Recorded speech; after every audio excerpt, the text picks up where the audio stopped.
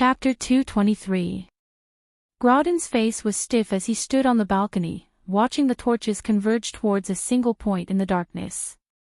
Ever since he heard that the damned Viscount Gaston had returned, he felt both regret and fear. He regretted that he didn't listen to his trusted aide's suggestion to force Viscount Gaston to stay. Instead, he was overcautious and lost a good opportunity.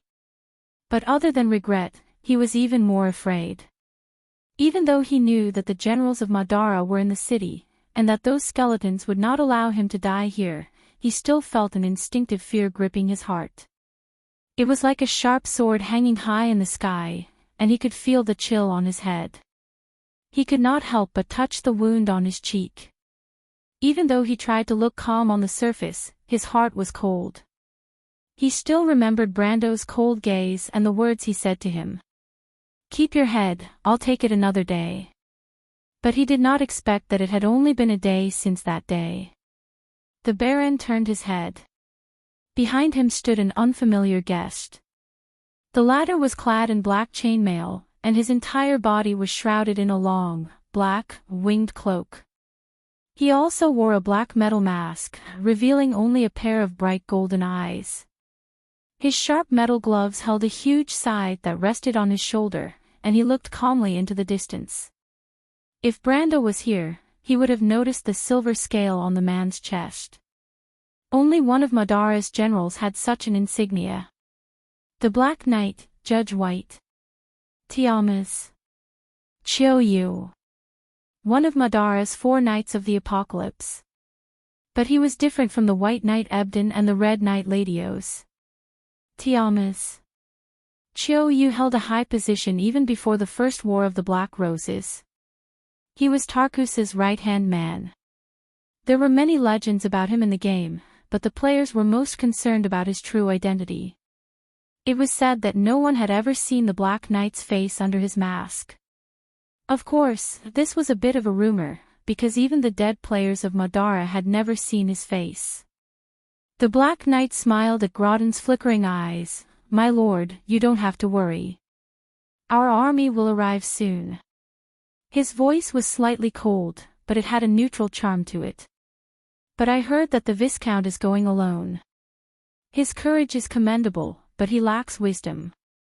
He is only a gold-ranked warrior, and Cabias alone can easily deal with him.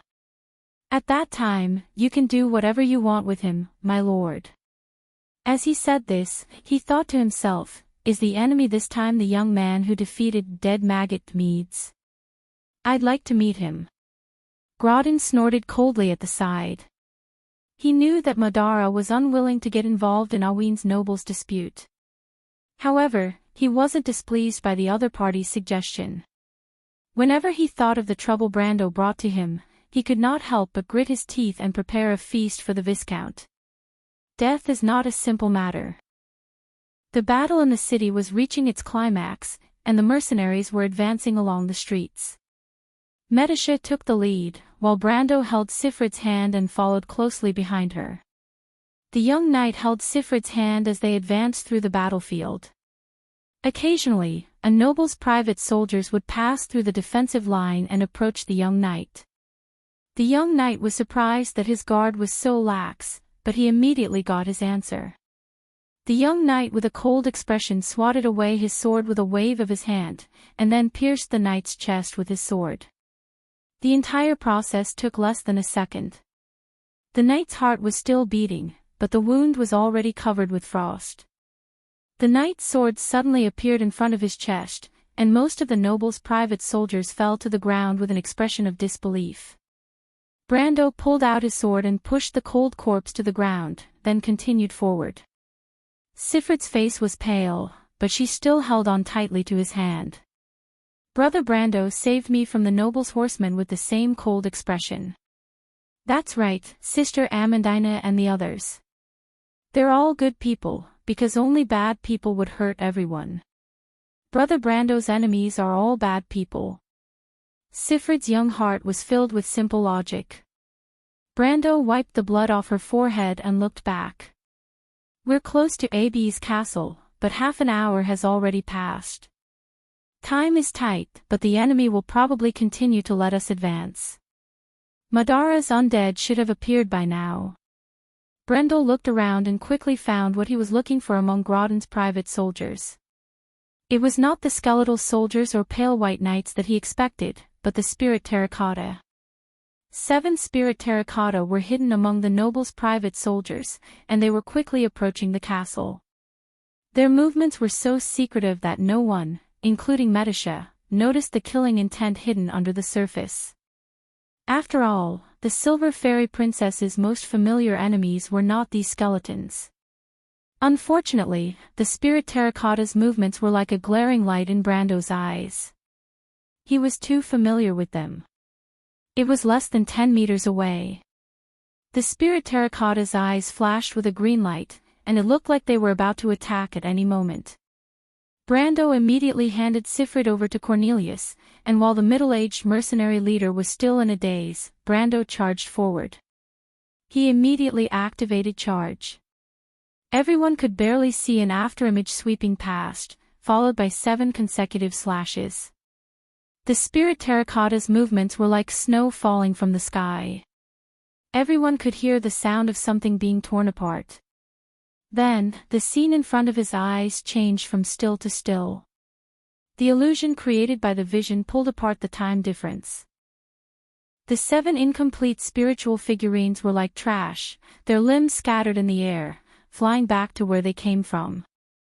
The noble's private soldiers were lying on the ground with the sound of 7 heavy objects falling to the ground. Brando retracted his attack and swung his long sword behind him. He was already standing in front of the mercenaries. At that moment, everyone was slightly stunned. Even though they already knew that the young noble was a gold-ranked warrior, they could not help but feel a sense of awe when he attacked without holding back. It was as if he had stopped there. The imposing aura of the huge army was forcefully stopped by this interception. At that moment, one of the crusaders' suddenly moved. It let out a low roar, and the axe in its hand seemed to have been pulled out from the ground. With a loud bang, the stone slabs on the street cracked, and sand flew into the air. The terrifying monster had pushed aside the dozen or so soldiers in front of it, and swung its axe towards Brando. Brando looked at the monster without moving. He remembered that a few months ago, he was chased by the same monster in Bragg's auction house. But at this moment, the monster's movements seemed to be in slow motion in his eyes. The young man believed that he only needed 1 slash to split the monster into pieces. But he did not move. A silver spear had already passed through his shoulder, and in the blink of an eye, the sharp spear had repelled the axe with a clang. Not only was the axe repelled, but it was also broken at the base. The entire axe was sent flying far away with a metallic clang. It then fell into the crowd in the distance, causing screams. Only then did the mercenaries stop and look up at this gigantic creature. Each of them sucked in a breath of cold air. Although they knew that the undead of Madara were in the city, they could not help but feel afraid when they saw these legendary monsters with their own eyes. But the tall crusader was also at a loss. It looked at the broken double-edged axe in its hand, and then looked at the little silver elf girl between it and the young man. The soul fire in its black eye sockets flashed slightly. "My lord." Metisha frowned. She was also an undead, and the aura of the undead was familiar to her. But the pure killing intent of the other party made the silver elf girl feel uncomfortable. Brando did not answer her. The young man turned his head and looked in a certain direction on the battlefield. He saw the shadow move, and suddenly snorted coldly. He swung his right hand forward, and the black steel sword in his hand suddenly shot out like a bolt of black lightning in that direction. Clang! There was a metallic clang. The black steel sword seemed to have hit a wall of air, and sparks flew in all directions before it was sent flying. It hit the ground 3 times and slid for a long distance before coming to a stop. The young man's gaze did not move. He saw the air slowly move, as if a layer of translucent black fog was dispersing, and then a tall skeleton with a battle axe and brass armor was revealed. Pale yellow flames danced in Cabias's black eye sockets as it stared at Brando without moving. The battle axe in its hand had a deep cut on it, and it was obviously where it had clashed with the black steel sword. But Brando did not expect that a general of Madara would use an ordinary battle axe. He raised an eyebrow. At this moment, everyone stopped what they were doing. Whether it was the nobles' private soldiers or the mercenaries, they all stopped and stared at the skeleton general that suddenly appeared. Thanks to the War of the Black Rose, although the name Grim Reaper Cabias was not known throughout Erewhon, it was at least known to the upper echelons of Erewhon, as well as the entire southern region. There were not many high-ranking skeleton generals in Madara's undead army, but this Dark Lord was the only one with the title of Cunning. Also, its brass armor from 3 centuries ago, from the Cruz Lake dynasty, made everyone recognize its identity at a glance. Cabias. Madara's undead general, why is it here? Whispers swept across the battlefield like a black tide, and it was also like a bone-chilling wind, causing everyone to stop what they were doing. For a moment, both sides stopped what they were doing. The rumor is true. Cabias did not care about what was happening around it. The soul fire in the skeleton general's eyes flickered as it looked at Brando. You're proficient in dark magic, Brando sneered. A mere veil of darkness, that's all. The young man retorted. But he was secretly paying attention to his surroundings. The veil of darkness on Cabias was not simple, and it did not seem to be the work of a lich. He instinctively felt that Roscoe was nearby. Who are you, young man? Cabias asked with a hoarse voice. The copper dragon Reto's tricks might be able to fool your ignorant nobles, but not me. You're their true leader, aren't you? And the one who led the refugees from Fortress Redan to break out of the encirclement was also you, wasn't it? Young commander, Cabias raised its head and smiled. I've wanted to meet you for a long time, on this battlefield. As soon as those words were spoken, gasps could be heard all around. If you want to know what will happen next, please go to www.chidian.com. There are more chapters. Support the author. Support the original reading. Chapter 224. On the battlefield, gasps could be heard from the left and right. The noble soldiers and mercenaries stopped and looked at Brando in awe. The story of the copper dragon Reto had spread throughout the southern border, and even the northern border had heard of it. The year of flowers and summer leaves. The War of the Black Rose broke out. When Karsuk was defeated, Vil was in a state of emergency. The White Mane Army's flanks were defeated, and Grinwarsa's territory retreated. The Black Lord Insursta's invasion caused Randner to be in a precarious situation. The news of their defeat was not unexpected, but the citizens of the kingdom could not help but ask. Where is our army? Where is our victory? Where is our honor? What answered them was an indifferent peace treaty, and on it was written the fact that Butchie no longer belonged to the ancient kingdom. Silence followed. But there was a weak voice in the silence. This voice was telling the story, and it gently answered the hope in everyone's heart. In Fortress Redan. It was a flash of lightning in the dark rainy night. A large group of refugees was hurriedly advancing. They broke through the blockade of the Black Lord Insursta's flanks and killed the White Knight Ebden. They defeated Magus, Ladios, Gilob, and many other pursuers. It was as if they were a legend, and they appeared in front of the city of Brags. The person who led them was known as the Copper Dragon Reto. Brags became a sensation because of this. The southern border was also in an uproar because of this, and this name even spread to the northern border. It carried the name of a miracle, and it spread to the ears of the nobles and the idle conversations of the citizens. Reto was known as the one who brought about miracles. But now, the undead general who had personally experienced the war, the Lord of the Darkness, who was known as the God of Death, told them a different truth. The one who stood behind the copper dragon Reto was someone else. There was no reason for Cabius to lie to them, and there was no need for him to do so. The tall skeleton general's hoarse voice was filled with heartfelt admiration and anticipation. The pale yellow soul fire in its eye sockets burned as if it was admiring the young man. Just because of this young knight. Everyone's gaze landed on Brando at the same time. Why was he standing behind the scenes from the start? If not for Cabius, wouldn't his name have never been known to the world? The mercenaries and noble soldiers could not imagine that there would be someone who would refuse such a lofty reputation and honor. Of course, they could not imagine what kind of situation and choice Brando had faced at that time. They only saw that the young man's only reaction was a faint smile, that wasn't rejection, but disdain. Everyone subconsciously took a deep breath. It was as if they had experienced the state of leaving with a flick of the sleeve after the matter is done, and hiding deep in the name, at that moment. Who was he?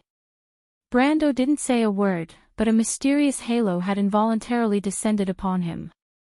For a moment, the battlefield was silent. It was a pity that Brando didn't know what the others were thinking, or else he would have felt lucky.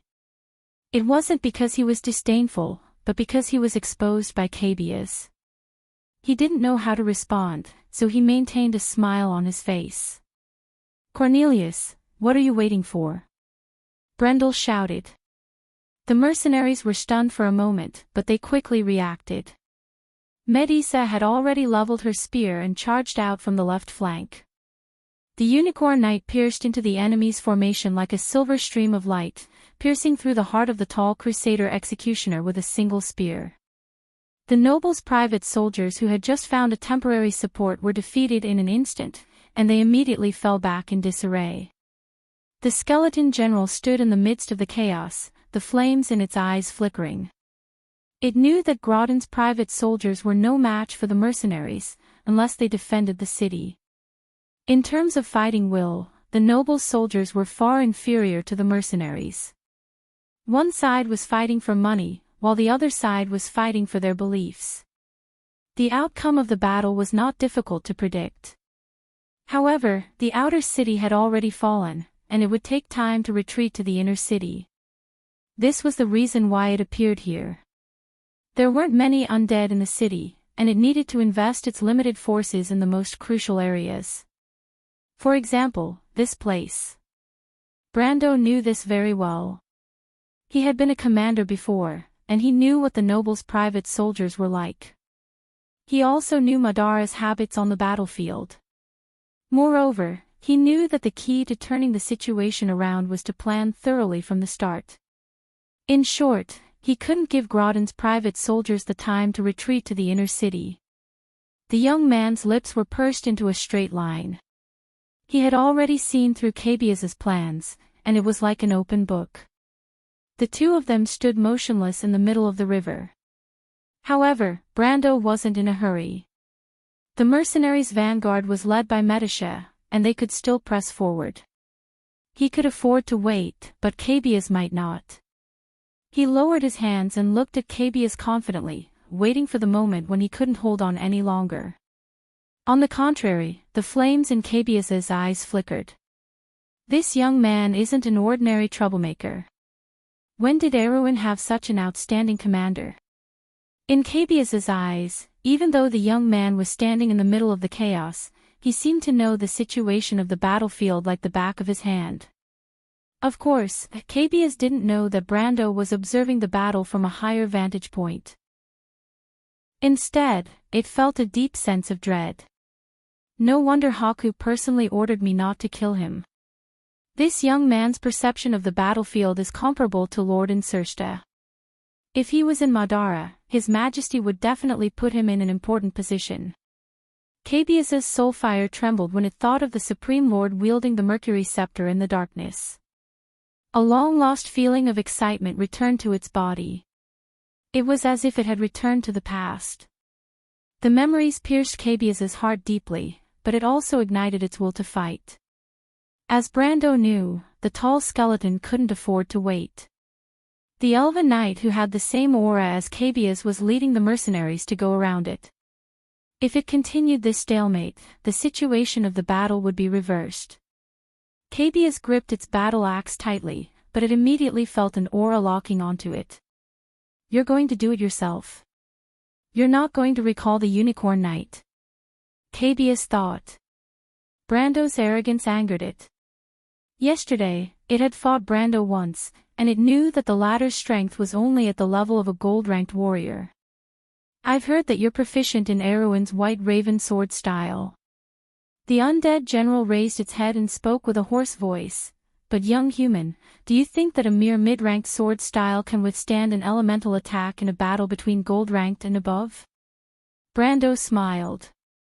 If this guy knew that I'm not only familiar with the battle between gold-ranked and above, but also the battle after elemental activation and body reconstruction, I don't think it would be so arrogant to talk to me like this. This is ridiculous. No, it's like showing off in front of an expert. But at the same time, Brando activated Examine. This was a skill that the Silver Elves had developed after thousands of years of battle. In an instant, a series of data appeared on Cabias's body, and countless white lines extended from its body. The torso and limbs were dark red, indicating that its physique and strength were at least at the level of a gold-ranked warrior. The lower limbs, arms, and waist that controlled its balance were light red, indicating that it was at the level of a gold-ranked warrior. Its soul was so condensed that it was almost solid, and its willpower was unstable, but it was at least at the level of a silver-ranked warrior. Its intelligence was unable to be examined, and in fact, this skill could not be used to see what kind of skills the opponent had. But that was not important. In fact, Brando already knew what kind of special ability it had. He saw the white lines extending from Cabias's body, and he knew that it was a possible attack route. Prediction: this was one of the most powerful abilities of the Examine skill. When Brando tested this skill for the first time, he could not believe his eyes. It was only at that moment that he understood why he had never heard of this skill before in the game. Examine was an ability added to the Amber Sword, and the young man could almost imagine that it was related to increasing accuracy and dodging speed.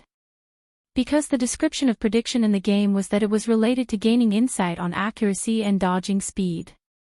It was normal for such a useless skill to not be mentioned in the forums. After all, most of the skills he knew were the famous ones. But here, investigation was given a completely different meaning by a freak combination of factors.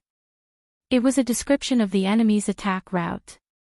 Perhaps this was an ability that everyone in the game had, but here, only to predict could do it. Every move is in my eyes. Brando finally understood that Nalathar's description of the Silver Elves' battle techniques was not exaggerated at all.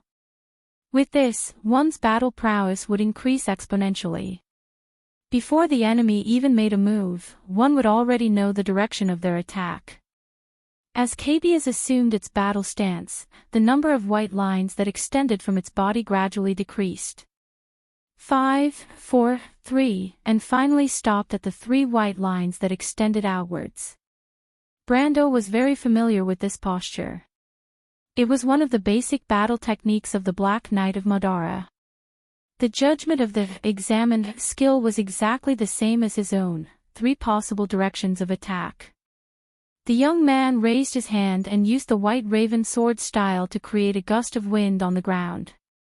The gust of wind on the ground picked up a steel sword that fell to the ground, and it landed firmly in his hand. It doesn't matter what you say, Brando replied. No matter how big your words are, it still depends on this battle to determine the victor. Cabias snorted coldly. Then let me test your elemental power, young human. Its body moved, and in that instant, its attack route was reduced from 3 to 2, and from 2 to 1. Brando had already appeared on that route. Cabias was stunned. To be continued. If you want to know what will happen next, please go to www.cheatyin.com to read more chapters. Support the author, support the original reading. Chapter 225. Time element. Brando had considered this possibility before, but the way the time element manifests itself was a little strange. Time. Seems like it. In the game, I've seen the time element before. No, it shouldn't be called the time element. It should be called the time element. However, it was also a legendary story of a shameless warrior who defeated a RMB warrior. It was one of the most popular legends among the players in the later stages of the game. He was fortunate enough to know everything about this existence. At least, he knew that the time rewind attribute was very similar to the situation he was in right now when it was under partial control. But whether or not it was completely the same was still up for debate. After all, the description of time element did not have words like stability. Brando sensed someone approaching him from behind. It was Scarlet. The red-haired girl was slightly injured in the previous battle. She limped behind him and silently unsheathed her sword and passed it to him. Brando stretched out his hand to receive the sword, but this time, he did not rush to attack. Because just a moment ago, his inspect skill, which had been activated all this time, notified him that a new, unfamiliar presence had appeared on the battlefield. Rothko. Rothko shouldn't be that strong. Is it a new enemy? Did they come to stop me from killing Cabius? Brando did not say a word as he looked at the skeleton that was struggling to get up from the dust. But after a few tries, it would kneel down again. It was obvious that it was heavily injured. He then looked at Cornelius and his mercenaries. They were under the command of Medisha as they drove Grodin's private army towards the inner city. You're here. Brando purposely made himself relax and did not look at the girl beside him. You knew. Scarlet raised her head and looked at him in surprise. She had followed him here alone, but from Brando's tone, it was obvious that he had already noticed her presence. She lowered her head in silence. She knew that this young man was very opinionated when it came to certain matters. She had already thought of the possibility of his dissatisfaction when she acted alone. She thought that even the lovable merchant girl would not be able to reprimand her, let alone her. She did not say a word, but made no attempt to refute him, as long as he did not blame Sanford and the others. She was used to acting alone. She was used to being punished.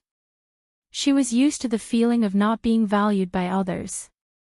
I noticed it when you followed me out. Don't forget that the container for the blood of God is still with me. Brando smiled gently. Besides, with your personality, I would be surprised if you didn't follow me. How could this be? The red-haired girl frowned and looked at Brando in confusion. What are you thinking about now? Brando's gaze swept the surroundings as he asked, still motionless. The red-haired girl suddenly thought of something and couldn't help but stare at the latter vigilantly. My lord, don't go looking for trouble with Sanford and the others. I will take responsibility for my own actions. What are you thinking? Isn't that the case? Scarlet lowered her head and asked softly. Of course not. I'm keeping you in the team because you're Sanford's friend. That's why I've never treated you as my subordinate. As for what you think, I respect your choice. Aren't we teammates? No, we're just not subordinates.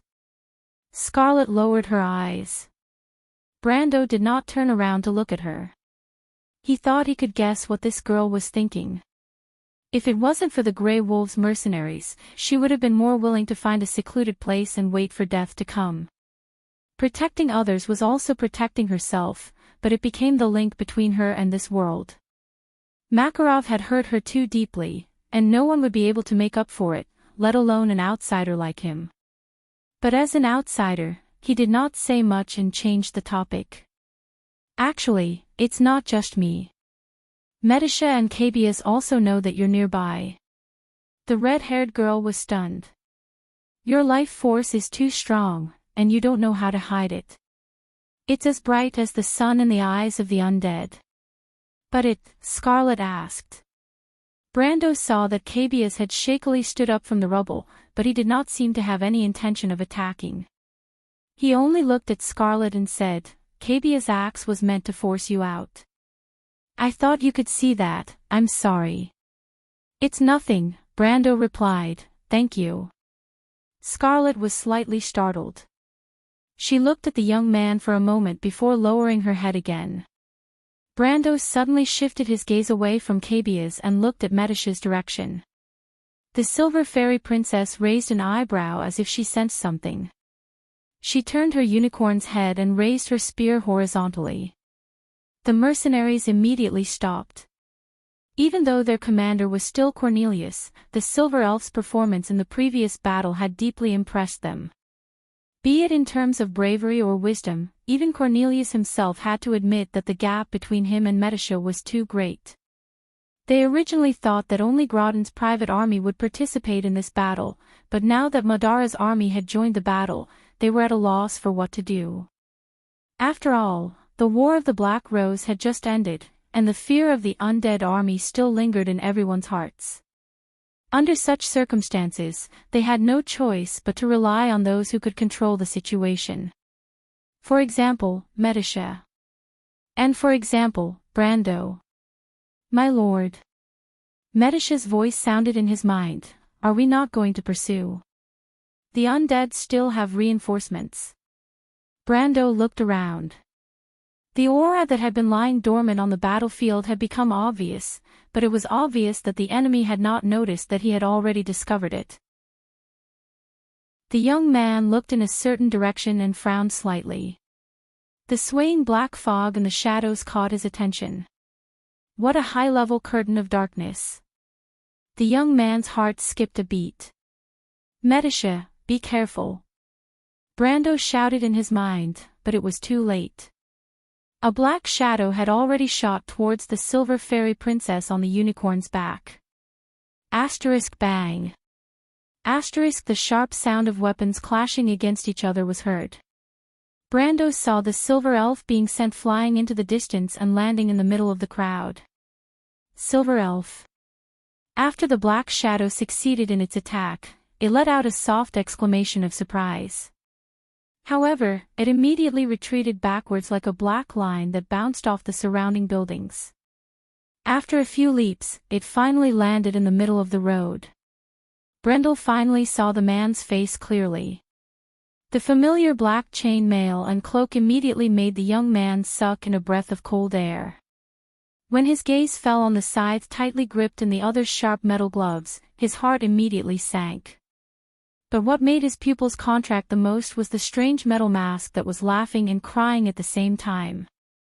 It was one of the 4 Knights of the Apocalypse, the impartial judge, Haku. Brando had expected that Madara and Grodin would send more people to the city after yesterday's conflict. But he did not expect that the one who appeared in front of him would be such a troublesome person. Of course, the title of the 4 Knights of the Apocalypse did not exist in this era.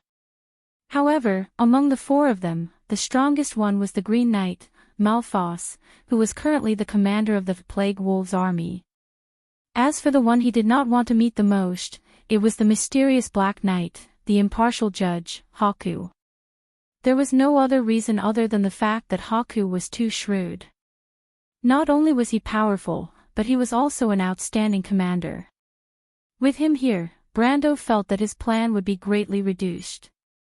He could not help but subconsciously look to the south and west. His plan would not be able to hide from this outstanding commander known as the Scales of the battlefield, but fortunately, perhaps this was his only fortune. The opponent he feared the most had appeared in the chess game he was most confident in. Otherwise, it would be a headache to meet this person at the end of a chess game. He could not help but tighten his grip on the hilt of his sword. His palms were covered in cold sweat, but he had already made up his mind to keep Haku here tonight. Cabias could be dealt with as he pleased, but Haku had to stay. Haku. Tiamas.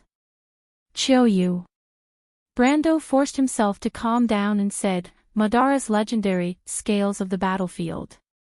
It seems that Tarkus, who is missing an eye, values me a lot. He actually sent his deputy.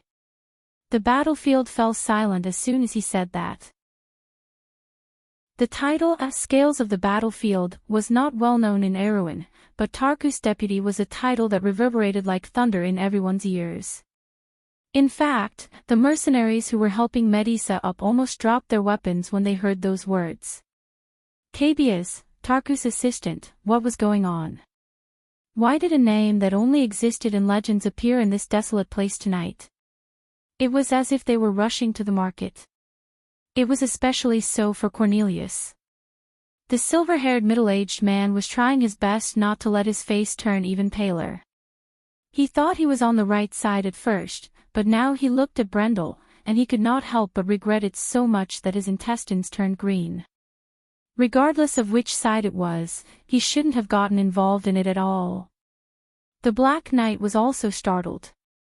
"It seems that you are very familiar with us," a magnetic voice came from under the metal mask. "Human, you are not Viscount Gaston. You are also not Brando from Bucci. You said that you are a Highland Knight, but even a wizard from the Black Tower would not know so much about Madara.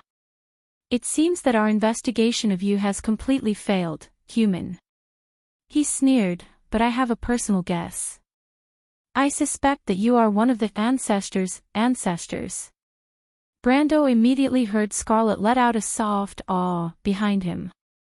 To be continued. If you want to know what will happen next, please go to www.chidian.com to read more chapters. Support the author, support the original reading. Chapter 226. Clang. The battle axe was forced to clash with the long sword. Both man and undead were forced to retreat after clashing head-on. Cabias took a few steps back before stabbing its battle axe into the ground to stabilize itself. As for Brando, he crashed into the crowd behind him. What kind of skill is this? The tall skeleton leaned back to regain its balance, and immediately shouted in shock and anger. Although it did not understand how Brando was able to see through its attack, it could guess what was going on. "A technique that will take your life," Brando coldly replied. Taking advantage of Cabias's anger, Brando stood up and slashed at Cabias with his sword. The inspect skill was unexpectedly useful, but it was also within his expectations. Only a skill like this was worthy of the title a divine skill in his heart. Even though Brendel's speed was fast in the eyes of the bystanders, it was as slow as a tortoise in Cabias's eyes. Only when the long sword was about to pierce through its ribs did it pull its hands back, preparing to deal a heavy blow to Brando. The white lines around Cabias's body suddenly changed and formed a new net. "My lord!" The silver fairy princess turned around and saw this scene. Brando also realized that his sword had missed. But a miracle happened. A figure like a flame appeared in front of everyone's eyes. Clang! The spear of lightning, Logos, suddenly appeared between the two, firmly blocking Cabias's pitch-black battle axe. At that moment, everyone saw a long, dazzling red ponytail fluttering in the night sky. The red-haired girl leaned back slightly, but she held on tightly to the hilt of her halberd to stabilize herself. Scarlet lowered her head, her amber eyes filled with calmness. On the other side of her, there was another loud sound. Time seemed to have stopped, and Brendel's sword accurately struck Cabias's right chest. The impact from the explosion created a turbulence in the armor behind the steel-like ribs, causing the air to swirl and break through the thin barrier of the skeleton. Cabias could feel that at least 3 of his ribs were broken. Then, it roared as it was sent flying. "That's impossible." This thought took root in the minds of Brendel, Cabias, and even the Silver Elf Princess who was watching from afar. How is this possible? The 3 of them clearly felt that Brendel's sword had missed, and Cabias had dodged to the side, but when Brendel's sword came into contact with his body, they realized that Cabias's sword was about to hit him. Cabias's body was still in its original position. Was it an illusion? But Brando had subconsciously used all his strength to press down on the long sword, and a white frost spread out from his sword, forming a radiant curtain of frost in front of him. Cabias was sent flying by the icy wind, crashing heavily onto the ground. Along with its brass armor, it was sent flying for a few rounds before finally coming to a stop after crashing into a wall. With a loud bang, smoke and dust flew everywhere. There was a cracking sound. The long sword cracked, and then it shattered into pieces. Brando held on to the hilt, forgetting to continue his attack. What he saw just now was not an illusion. With his level 130 combat experience, he would not make such a ridiculous mistake in a low-level brawl. Did he see wrongly? Was it even possible for a level 130 warrior to do that? He threw away the sword hilt and pulled out another sword from a nearby noble's corpse. It was awkward to say that these common longswords could no longer withstand his gold-ranked strength. He missed the Thorn of Light very much. Although it was a low-level weapon, it was still a magic weapon. Cabias stood up shakily from the ruins. Although the previous attack was not enough to injure it, it was not in a good state. Brando had just stepped into the gold-ranked realm, but his strength was still at the level of a low-level gold-ranked warrior. When he used his full strength, not everyone could block it with their chest. But the undead general pressed on the wound on its chest, and it did not have the time to complain. In its vision, two figures, one red and one black, were closing in. This was a good tactic, but it was too slow. Cabias gritted its teeth and took a step back, raising its battle axe with both hands. It used all its strength to push forward, and two ear-piercing metallic screeches pierced through the battlefield. The mercenaries could not help but cover their ears subconsciously. Power burst. Brando did not expect the skeleton to be able to use such a move. By the time he reacted, Scarlet had already been sent flying with her spear. At the same time, he felt a huge force surging into his hand, and as he fell backwards, he could only watch helplessly as the blank longsword and Cabias' battle axe turned into countless metal fragments that scattered in the air. The young man immediately covered his eyes with his hand, and the metal fragments flew towards him and Cabias. Clang! Clang! Clang! Clang! Brando felt a piercing pain in his hand. His clothes and trousers were also turned into sieves. But what made him even more shocked was that his strength was not on par with Scarlet's. Then why was the red-haired girl sent flying, while he was only knocked down and had his weapon shattered? Cabias did it on purpose. His eyes twitched, and he saw the tall skeleton throw away its battle axe. At the same time, a dazzling metallic light appeared in its claws. The undead general sneered, and in its claws was a short spear, thrusting towards Brando's shoulder. A layer of blood-red mist appeared on the short spear, and it moved forward like a straight line of blood. A magical weapon. It was too fast, and Brando, who was falling to the ground, had no time to dodge. Cabias used all its strength to stab downwards, and it could almost imagine the young man's miserable screams. But in the next moment, it found that it had stabbed nothing but air. The tall skeleton subconsciously raised its head. Brando was still holding his right hand with his left hand, and the silver ring of the Wind Empress on his right index finger was facing the ground. He smiled triumphantly at Cabias. In fact, when he first saw that Cabias's battle axe was not a magical weapon, he was certain that its main weapon was not a battle axe. He had been waiting for this skeleton to bare its fangs, but he did not expect it to be full of tricks.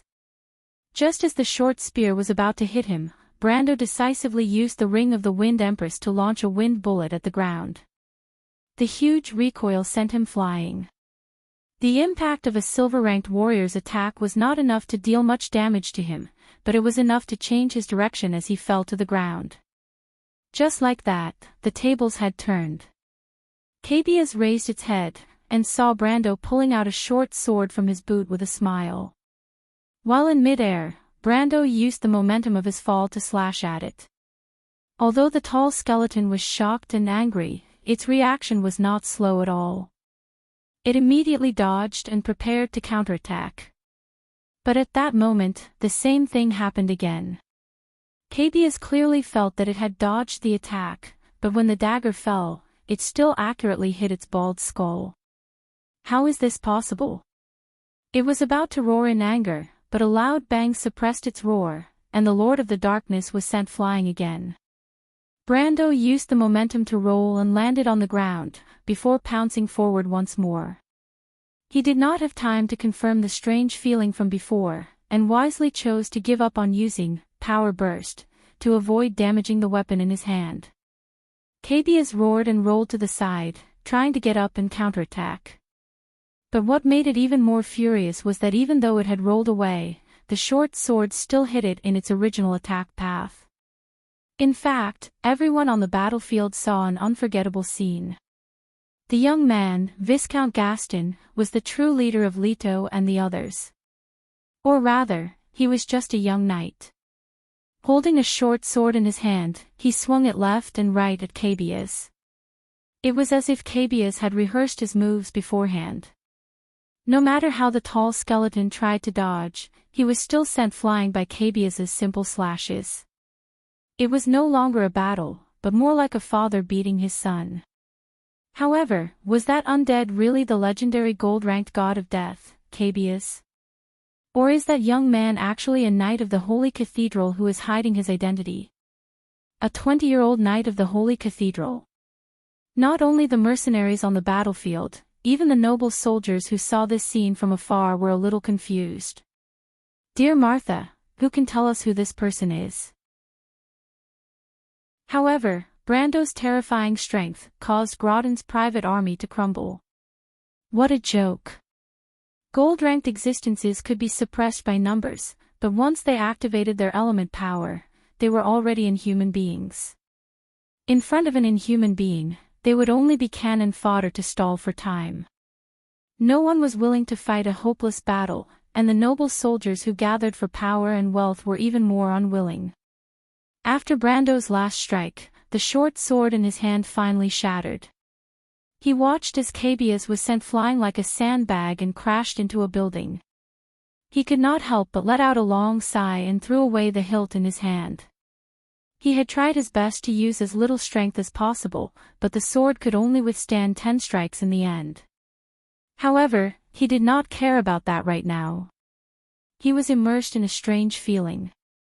Just like what he saw before, if 1 or 2 occurrences could be called an illusion, then what about 10 occurrences? But the problem was, be it Cabius, or even Scarlet, who was at the back, all of his attacks had clearly landed on the skeleton's body. Every single time, his sword would strike empty air, but in the end, it still landed on the skeleton's body. What's going on? He raised his head and was about to switch to another sword to continue his attack, but at that moment, he heard a mournful roar from the ruins in front of him. Damn bastard, this is the power of an element. What kind of element is this? Cabius's sorrowful roar reverberated throughout the battlefield. Brendel was slightly taken aback. Element power.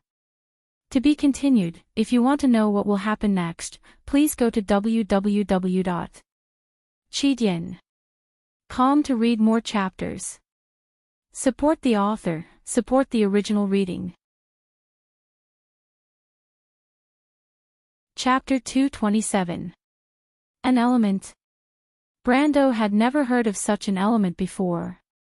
Even though karma reversal, time reversal, and spatial displacement could all achieve similar effects. However, the first description of logic, cause and effect, is order, regularity, and time is only related to the relative motion of objects, and the process of reversal cannot be related to it by oneself. The gold element's power was uncontrollable, and it had to be controlled by time reversal, so time reversal could be ruled out. There were too many definitions of space, and space alone had several meanings, and it had a lot of intersections with time reversal. Order and stability seemed to be used to describe space, but space had countless sub-definitions, such as displacement, vector, motion, and even matter and spirit. However, spatial displacement was related to displacement, and had nothing to do with stasis or stability. As for the subtypes of elements, such as karma reversal, light refraction, curved path, an illusion, none of them could lower the temperature of the material world, let alone order and stability. Brando sensed someone approaching him from behind, and a faint fragrance wafted into his nose. It smelled like the leaves of a certain tree in the hills south of Erewhon, and he knew that Scarlet often wore such leaves in her hair. He did not need to turn around to feel the red-haired girl walking to his side. She looked straight ahead and unsheathed her sword, which she did not use often, and silently handed it to him. "Here," Scarlet said. "Thank you." Brendel took the sword and saw Cabias's towering figure standing up from the rubble with a clatter of rocks falling to the ground. The undead lord glared at them hatefully. Brando's elemental power made it suspicious. Its elemental power was soul force, which was used to strengthen its attack and defense. It was completely suppressed by the young man's elemental power, and it did not dare to act rashly. Even though the mercenaries under Medish's command charged towards Groudon's private army, Cabias could only stand there and face Brando. It was originally confident in its victory, but now it was even worried that the mysterious young man would take the initiative to attack. The skeleton pressed the wound on its brass armor, not sure if it could really block Brando's attack. It knew that the situation could not be changed, but at least it wanted to keep Brando here. "Do we defeat it?" Scarlet asked as she gripped her halberd tightly. Brando shook his head. He wasn't sure either. The elemental power was erratic and uncontrollable. On the other hand, Cabias was far stronger than him. It could afford to make a mistake, but he could not. If he misjudged the effects of his element power and allowed Cabias to seize the opportunity to counterattack, the price he would have to pay was not something he could bear. The young man had long put aside his life and death, but in his position, he had to be responsible for more people. Death was simple, but it was the choice of a coward. "Its attack just now was to force you out, I thought you could see it." Brando replied. He was talking about Scarlet blocking the axe for him. "I'm sorry," Scarlet suddenly reacted and looked at him in surprise. You knew?" But she had clearly followed him alone. She was so far away in the forest. Besides, she also had experience in hiding in the forest. She clearly remembered that he was holding Sifrid's hand and walking far ahead without looking back. She suddenly shut her mouth and looked at Brando suspiciously. She suspected that Brando was trying to trick her. "I noticed it when you came out with me," Brando replied, "the vessel for the god's blood." "Ah." Scarlet lowered her head.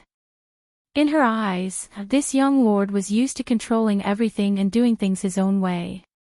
Even the lovable merchant girl was not something he could reprimand, let alone her. But she had thought it through before acting rashly. She was used to being reprimanded, at least compared to being ignored. She took a deep breath and suddenly thought of another possibility. Is he trying to shift the blame onto Sanford and the others? The more she thought about it, the more she felt that it was possible. She raised her head and looked at him vigilantly. "What are you thinking about?" Brando could see the obvious suspicion in her eyes. "I'm taking responsibility for my actions." Scarlet frowned and said. "Responsibility?" Brando looked at the motionless Cabias. "Are you the one who can afford to wait, or am I the one who can afford to wait?" However, he wasn't in a hurry and simply chatted with Qian. But his nonchalant attitude made Scarlet think that he would take his anger out on the Grey Wolves mercenaries. She could not help but feel uneasy. She did not think that her actions would cause trouble for others. Scarlet gritted her teeth. Anything is fine. She was an orphan who grew up in a mercenary group. But she was also familiar with the rumors of the nobles. Brando was slightly startled and looked at her. Scarlet blushed, and even the tips of her ears were burning. She seemed to have used all her strength to say those words, "Anything is fine." "My lord, but please don't cause trouble for them." "Ha! Isn't that enough?" Scarlet gritted her teeth and asked. "What?" Brando was puzzled. "Them? Who are they?" Sanford, and everyone else. Why would I cause trouble for them? Scarlet was stunned. She raised her head and looked at Brando with her amber eyes, as if trying to discern if he was telling the truth. Because, she realized that she had blurted out something, but immediately shut her mouth. Brando suddenly understood what she was talking about and smiled. With your personality, I would be surprised if you didn't follow me. Is that so? Scarlet asked in an almost inaudible voice. She turned her head away again. You make it sound like I'm an idiot. No, Brando shook his head. I'm just respecting your choice. Then what about the others? Scarlet's eyes flashed. Everyone has their own responsibilities and obligations. Just like how a person can be willful, but they can't be willful all the time. Brando replied, I respect their choice as well, but after making a choice, what's left is the responsibility of that choice. Impulse can control a person's actions, but the difference between idealism and naivety is whether a person truly understands what they have to pay for it, and what they are willing to pay for it. So I'm sure you won't choose to run away here, right? Scarlet nodded. She looked at the shadow cast by AB's castle and said fiercely, TSK, if you want me to back down in front of that scum, you might as well kill me, so, our attitudes are the same. Brando smiled bitterly, we're on the same side, fighting side by side. Why would I blame you? Scarlet lowered her eyes, in the end, I'm still an outsider. Brando looked at her and suddenly realized what she was thinking. Of course, he wanted her to become his subordinate. A gold-ranked fighter would attract attention no matter where she went. But this was not a bad thing. She could slowly integrate into the group, and their relationship would be more stable. He had never intended to give up on Scarlet, but using the other members of the Grey Wolves mercenaries to threaten a girl was not his hobby. So he just smiled. The battlefield was silent for a moment. Brando looked at Cabia's huge bony claws holding the short spear. Of course, from a normal person's point of view, it was no different from a normal spear. The soul fire in the undead lord's eye sockets was still burning. The youth knew that Cabia's had made up its mind to keep him here. He looked at the battlefield absent-mindedly and simply said, Scarlet. Yes.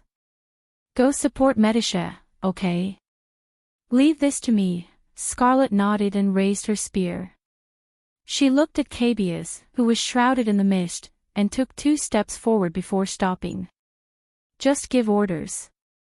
The girl's voice softly said. Brando was slightly startled and looked up. But the red-haired girl's figure had already disappeared into the dust-filled street. Brando was stunned for a moment before he smiled. He then looked at Cabia's again. Both of them did not move. While Brando and the undead lord were confronting each other, Medisha was in trouble on the other side of the battlefield. The mercenaries continued to drive Groudon's private army into the inner city. Relying on their superior combat strength and willpower, Groudon's unhindered attack was met with trouble as they approached AB's castle. This was the last line of defense for the noble's private army, but Groudon's soldiers were not the only ones standing behind the defense line. There were also rows of skeletons that glowed with a faint light under the moonlight. These skeletons were very different from the ones he saw in Butchie. Compared to the normal skeletons, they wore light leather armor, held short spears in their hands, and had short swords and small round shields at their waists. Each of them carried 3 to 4 bone spears on their backs.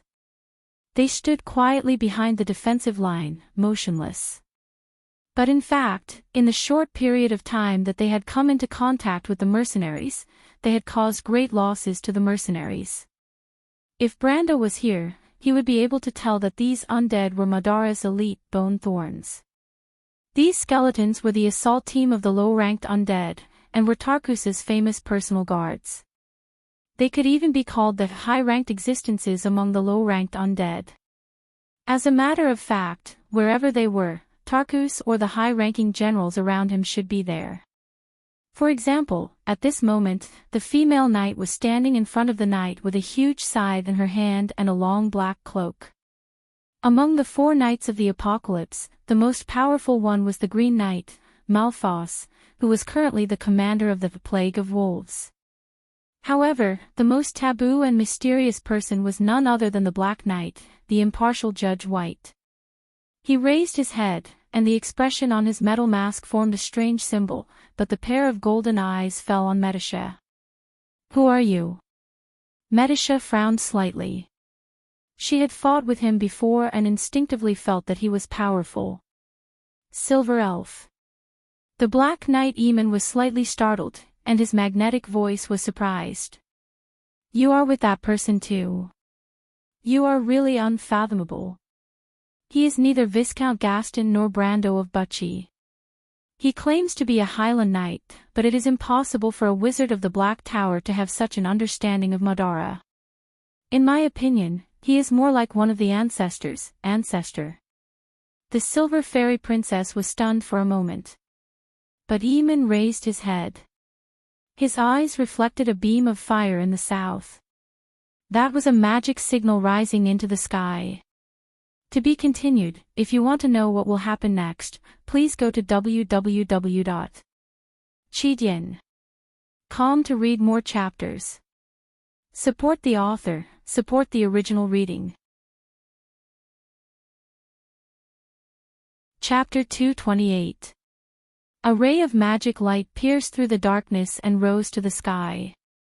The light illuminated the vast land, and the edge of the light changed on top of the ruins, outlining the outline of the ruins of the south gate of Abes. The cold face of Vern, the leader of the Fire Lord, was constantly changing under the light. The tall man crossed his hands on the hilt of his sword, which was carved with the head of a demon, and stood motionless in the darkness. His heavy eyes looked straight ahead. The forest on the horizon seemed to form an inky line in the darkness, and the fog formed a thin layer of night mist. But on the other side of the darkness, a row of rustling footsteps gradually came from afar. It was as if the footsteps came from hell. However, it was a huge army marching forward in unison. The sexy and beautiful mercenary leader with fiery long hair did not guess it right. Vern had never become Erwin's knight. But there was a long scar on his neck, which came from his past memory. He was actually a retired cavalryman who fought against Madara in Karsuk. So when he closed his eyes, he could almost tell from the depths of his soul where the rustling sound came from. Madara's army was like an ocean, boundless and endless, an endless skeleton army. Rows after rows of skeletons' footsteps fell on his heartstrings. Sparks of red fire appeared in the darkness, and there were more and more of them, like willow, the wisps drifting behind the fog. The mercenaries picked up their weapons and stood up from the ruins with a solemn expression. More and more people gathered behind a temporary fortification built on the ruins. Heads moved about, but no one spoke. Their voices seemed to be swallowed up by the approaching drumbeats. Everyone held their breaths as they watched the scene unfold before them. The army of the undead slowly emerged from the darkness. Some people came to Vern's side. They were the subordinates of the Fire Lord. Even a few wizards and the Fire Lord were included. In the past, they had always acted as the brains of the mercenary group. But they were hesitant about whether this battle was worth fighting or not. The key question was whether they were willing to offend the young Viscount. But at this moment, when they saw the army of skeletons coming out of the darkness like a tide, they couldn't help but suck in a breath of cold air. That was Madara.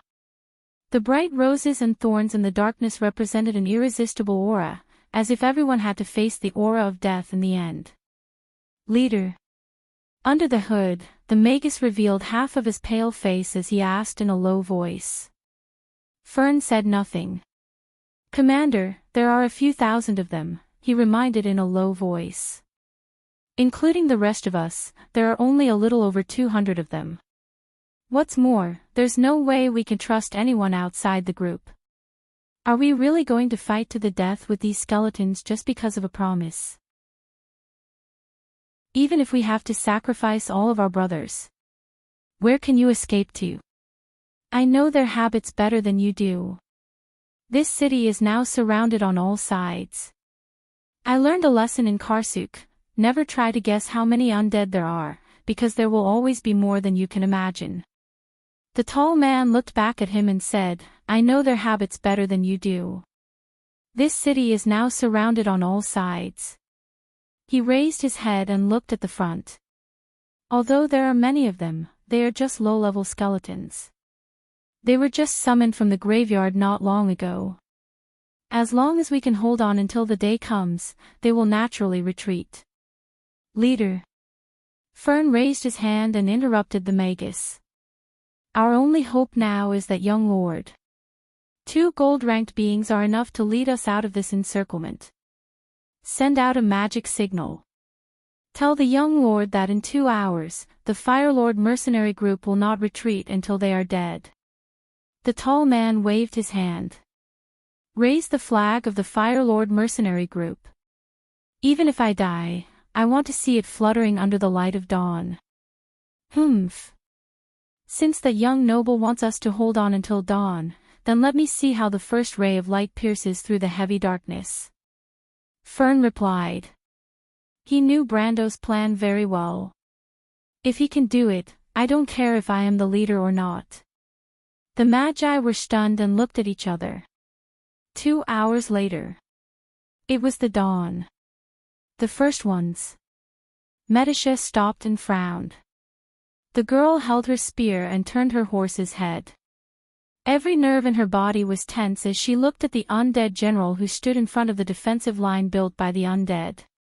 He was wearing a black cloak with a silver scale drawn on it. He was emitting a cold aura from head to toe. She did not know why he would suddenly say something like that.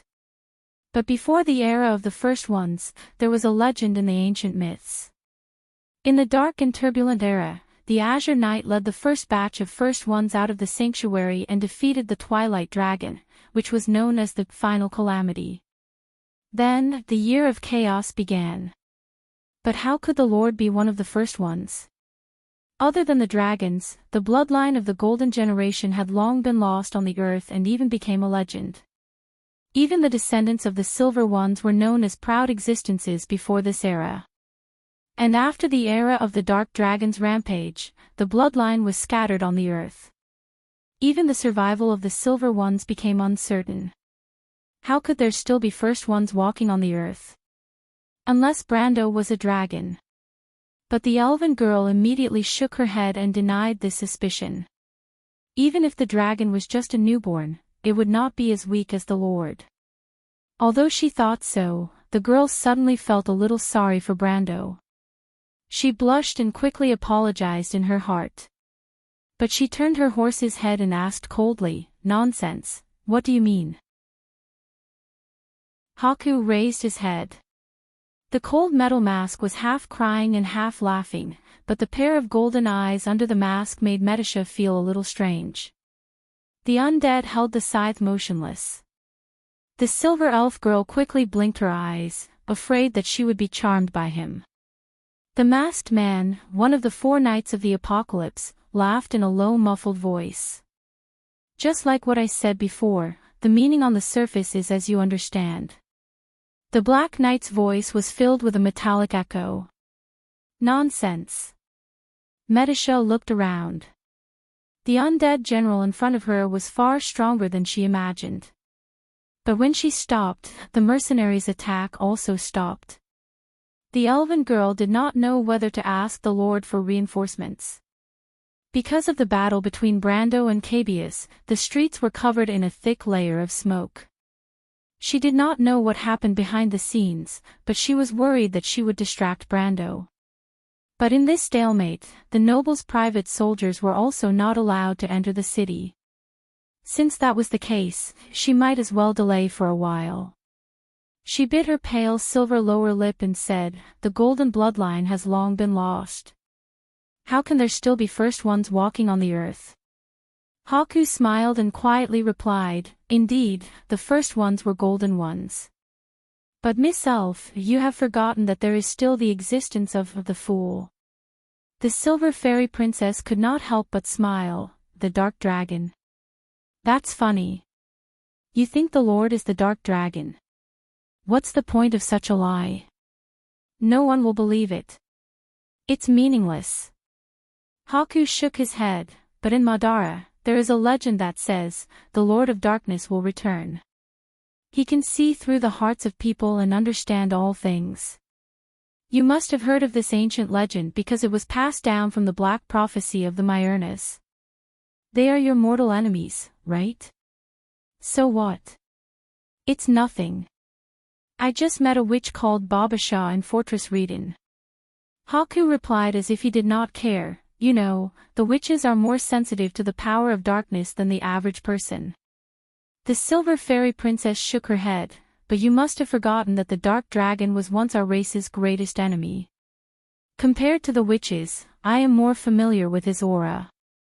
Not to mention, there is also a passage in the Black Prophecy that says, darkness will be born from the inhuman, and the glorious people will perish in the flames.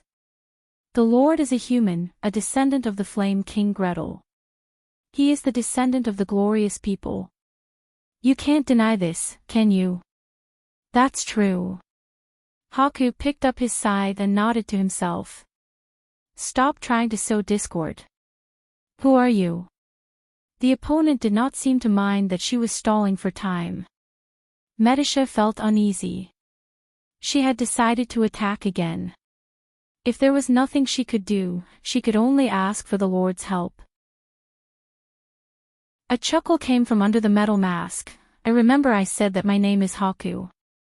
Haku Tiamas Chou is my name. I am the scales of war, the just judge of the hearts of people. The undead general put one hand on his chest and bowed slightly. You are the instigator and the instigator. Medisha said coldly. She raised her spear, but the opponent was faster than her. Just as she was about to attack, Haku lowered his head as if he had seen it with his own eyes. He held the scythe on his back and swung it forward. A black light swept towards Medisha. The fairy princess was shocked. She clenched her teeth and retreated, but she was still hit by the end of the attack. The black light collided with the soul barrier around her body and exploded into a dazzling light. The airflow swept in all directions. The mercenaries nearby all retreated. The girl groaned and was also injured. A very strong soul power. As expected of a silver elf's ghost. Haku looked at the soul fire shining around Medisha's body and replied. At the same time, he raised his hand. The bone thorn column immediately moved forward. They took out the bone spears on their backs and entered an attacking stance. At the same time, the mercenaries were still being beaten up by the previous attack. They did not have time to care about anything else. Medisha, who was holding back her injuries, looked up and saw this scene. Panic flashed in her pale silver eyes. She clenched her teeth and shouted, "No," but the undead general had already put down his hand coldly. There was a soft sound. The sound of the air vibrating echoed in her ears for a long time. A row of bone spears flew into the air. The panic in the eyes of the silver elf turned into determination in an instant. The little princess pressed her hand in front of her chest and shouted, "Tayuna." Ancient elf language, wings of the spirit. Her voice was like a string of pleasant chimes that penetrated the entire battlefield in an instant. At the same time, everyone saw the soul fire around the young knight's body explode in an instant. It was like a pair of huge wings that spread out. Once the soul power was spread out, it lingered in the night sky and formed layers of transparent hexagonal network against the dark background. In an instant, the entire street was under the protection of the fairy princess's wings. The bone spears fell from the sky and landed on the transparent crystal network. Every time they hit, there would be a burst of dazzling light. But almost every bone spear was blocked and turned into ashes in an instant. The mercenaries looked up. The flashing light shone on their faces. But no matter what, they knew that they were saved. Haku looked at the scene quietly. His golden eyes flashed, ancient silver elf battle technique. He smiled and leveled the scythe in his hand. After the soul fire spread out, Metasha no longer had any protection around her. To be continued. If you want to know what will happen next, please go to www.chidien.com to read more chapters. Support the author, support the original reading. Chapter 229. Metasha did not think too much when she opened her wings of spirit. She was like a general protecting her subordinates. But when she saw the black-clothed undead general looking at her quietly, she realized that she had done something wrong. It stretched out its right hand and held the huge black scythe in its spiked metal glove, and gently placed it down. Haku disappeared from her sight in the next moment. The silver elf instinctively pulled her spear back, but it was too late. She looked up, and the radiance on her wings of spirit dimmed. It was a cold scythe that blocked the light, and a black ray of light was drawn from the scythe from top to bottom. Crack! The silver chainmail shattered into pieces and fell to the ground like flickering leaves. Rose-colored blood bloomed like a bright red flower. Metasha looked at the wound that extended from her shoulder to her lower abdomen in disbelief. Her face was pale. When the undead general landed, he reached out his hand from under his black cloak and grabbed her by the throat. He pushed her forward and threw the silver elf off the unicorn like a kite with a broken string. She fell to the ground with a thud. A cloud of dust rose. The dark knight landed on the ground at the same time. There was not a trace of emotion under his cold metal mask. He calmly swung his scythe forward. The crescent-shaped scythe cut out a perfect semicircle. The wind pressure was like a knife that swept out in all directions. The mercenaries who had come to their senses and wanted to help the female knight were sent flying. The mercenaries screamed and retreated. It was as if the scythe had swept through straw. When Haku landed on the ground, a vacuum semicircle with a radius of 10 meters formed around him. The unicorn stood in front of Metasha, but the undead general knocked it to the ground. He looked down at the girl lying on the ground. Metasha was lying quietly in a pool of blood. Her pale silver eyes were a little unfocused. The girl coughed up blood occasionally. The bright red blood flowed down her fair, slender neck and formed eye-catching red spots. The girl could barely feel her own body. She could only feel the pain spreading along her nerves. A kind of exhaustion gradually took over her mind. Her consciousness seemed to be fading away. However, in her darkening vision, the girl saw the cold mask magnifying. Haku squatted down beside her and grabbed her by the throat with one hand. Metasha, you still haven't improved, Haku said. The silver elf princess trembled and coughed out a mouthful of blood. Cough, cough, you dash, she struggled to squeeze out the words, only to see that Bai had closed one of his eyes, and the other was burning with golden flames as he looked at her motionlessly. Mind reading. Damn it, the girl clenched her teeth and focused. Her remaining soul energy sealed the space around her body like flowing water. Although mind reading could only read one's thoughts on the surface, it was still despicable. In the circle of upper-class wizards, only the filthy and despicable people would use such a trick. However, mind reading was widely spread among the dark nobles in Madara. Metasha was not familiar with these undead creatures who lived in the shadows. If Brando was here, he would at most laugh. However, the fairy princess was trembling with anger as if she was greatly humiliated. The scythe-wielding undead general shook his head. Cough, cough. I can't. Metasha shook her head weakly as if she was trying to break free from the general's grip. She felt her consciousness fading away. Then, she felt a cold sensation on her neck. The spiked metal glove was strangling her throat, making her feel very uncomfortable. She knew she could not hold on any longer, but she had to warn her lord. Haku looked at her motionlessly. There was a kind of pity in his golden eyes. The silver elf fairy princess trembled. She immediately felt as if there was an invisible wall on the battlefield that bounced back her telepathic thoughts. Her telepathic connection with Brando was cut off. You. Cough, cough. Medisha coughed painfully. There are many ways to use the soul element. The undead of Madara have a lot of knowledge on how to use it. I am no exception. Haku held the fairy princess' neck tightly as if he was catching a bird. He replied coldly, soul barrier, absolute seal.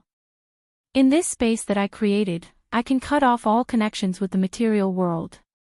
If you want to enter or leave, you must have power that surpasses mine. Haku's voice stopped abruptly. He suddenly turned around. He raised his hand to block in a certain direction. A fiery red figure shot out like a flame from the ground. It was mixed with galloping lightning. Bang! Several long arcs of lightning flashed in the darkness. Haku groaned. However, Scarlet had already exchanged blows with his left hand with her spear. Then, she quickly retreated. There is another gold-tier existence. The undead knight stared at the red-haired girl standing in the distance and said, that young man has many capable subordinates. Let her go. Scarlet looked at Medisha in Haku's hand and gritted her teeth. Bailing snorted coldly. He threw Medisha aside and swung his scythe at Scarlet. The red-haired girl was slightly stunned. She felt that Haku had suddenly disappeared from her sight. But in the next moment, the cold scythe had already touched her neck. The cold aura of the scythe brought with it a sharp pain. Scarlet's heart went cold. When she rushed over from afar, she saw the scene of Haku and Medisha fighting. She originally thought that was Haku's true strength.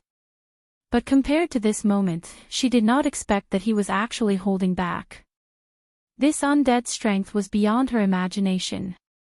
According to the young man, this undead was at least at the peak of gold tier. In fact, only those at the peak of gold tier would be able to grasp the basic method of activating their elemental powers. But the spiritual barrier was invisible, so Scarlet did not know that she had missed the best chance to estimate Haku's strength. Scarlet gritted her teeth and dodged to the side to avoid being hit by the scythe's sharp edge. The moment the scythe touched her body, she let out a muffled groan as she was sent flying. Even though the attack was much heavier than Medusa's, the red-haired girl was still able to get up quickly with her hands on her shoulder. The Oracle's natural defense and regenerative abilities were far stronger than the weak elves. Haku was slightly stunned. He thought that his attack with 80% of his strength should have killed Scarlet. He did not expect her to get up as if nothing had happened. But if this Black Knight, one of the 4 Knights of the Apocalypse, knew that this girl with a long red ponytail was able to recover after being hit by Akman, a monster who had activated his elemental powers, and was lying down for a week, then he would have used his full strength in that attack. The moment the two of them exchanged blows, they left the empty space where Medusa was. This was undoubtedly the best opportunity, but the mercenaries were cowering after the previous loss and no longer dared to move forward. Scarlet gritted her teeth and looked at these guys, her amber eyes seemed to be burning with flames. However, the leader of the Rose and Wine mercenary group, Cornelius, was currently hesitating. His slender silver hair was covered in sweat. The enemy's strength was beyond his imagination, and his confidants were also advising him to leave. But that young man was not someone to be trifled with. Not only was he a descendant of a noble, but he also had many gold-ranked fighters under him. No one would believe that he did not have a strong background. However, when he raised his head, he immediately saw the elite skeleton spear-throwers under the command of the undead knights. They began to surround the heavily injured Medusa in the center of the battlefield.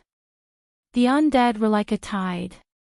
Cornelius gritted his teeth and finally made up his mind. If they disobeyed Brendel's orders, they might be killed, but now they had to face a more realistic threat. The undead were obviously stronger, and the masked Black Knight had injured Medusa and Scarlet. That was a fact that everyone had witnessed. He sheathed his sword and was about to give the order to retreat, but just as he was about to take a step back, he felt his clothes being grabbed by a small hand. It was the little girl. The silver-haired middle-aged man lowered his head and saw Sifrid looking at him with a pair of deep emerald eyes. "Uncle?" she asked in a small voice. Cornelius was startled. He knew what Sifrid was trying to say. But how should he answer her? Should he tell her that his uncle was preparing to escape? He opened his mouth, but found that he could not say anything. Sifrid's serious expression reminded him of his daughter. His wife and daughter had died in the chaos. Erewhon's borders had been chaotic for decades, and almost everyone who lived there had experienced the hardships of war. The middle-aged man closed his eyes, his forehead covered in cold sweat. "Leader?" his confidant asked. Cornelius opened his bloodshot eyes. "Let's take a gamble." Everyone around him was stunned. "Let Martha win or lose," Cornelius said through gritted teeth. "Let Martha win or lose." The mercenaries finally made their move. They charged forward and collided with the rows of skeletons. The battle began in an instant. The mercenaries who were closest to Medusa immediately formed a human wall to protect the elven princess. They helped her up from the pool of blood. Medusa shook her head as she realized the situation she was in. But she immediately remembered that she still had one last chance to change the situation on the battlefield. Medusa took a deep breath. Scarlet and Haku crossed paths. When she was wounded for the third time, she suddenly heard the mercenaries shouting at her from behind. The red-haired girl stubbornly wiped the blood from the corner of her mouth. When she turned around, she heard the mercenaries shouting at her, "Attack that guy with all your might. Attack with all my might." What do they mean? Scarlet was stunned for a moment, but she quickly saw Medusa sitting in the middle of the crowd. The silver fairy princess's eyes were almost unfocused, but there was a glimmer of hope burning in her eyes. She immediately understood what they meant. Attack with all my might. She raised her halberd, and a dazzling arc of light appeared at the tip of the lightning spear. The red-haired girl brandished her halberd and blocked the approaching undead knight. Haku was stunned. Scarlet leveled her halberd, and in an instant, countless lightning bolts appeared around her body. Even her red ponytail was disheveled, and her hair fluttered in the wind. She stared at the undead knight, revealing her canine teeth as she chuckled. The lightning around her body immediately coiled around her halberd. Seventh string, Sound of Thunder. Author's note: I've been waiting for a long time for this novel to be promoted. I hope that my fellow students will support me. Please praise me in the comments section. Chapter 230. The intense flash of light even penetrated the barrier formed by Brendel's soul force, causing the entire space to tremble. Thunder rumbled, and a ring of electricity swept out in all directions. With a crackling sound, the young man who was facing off against Cabius suddenly felt something strange.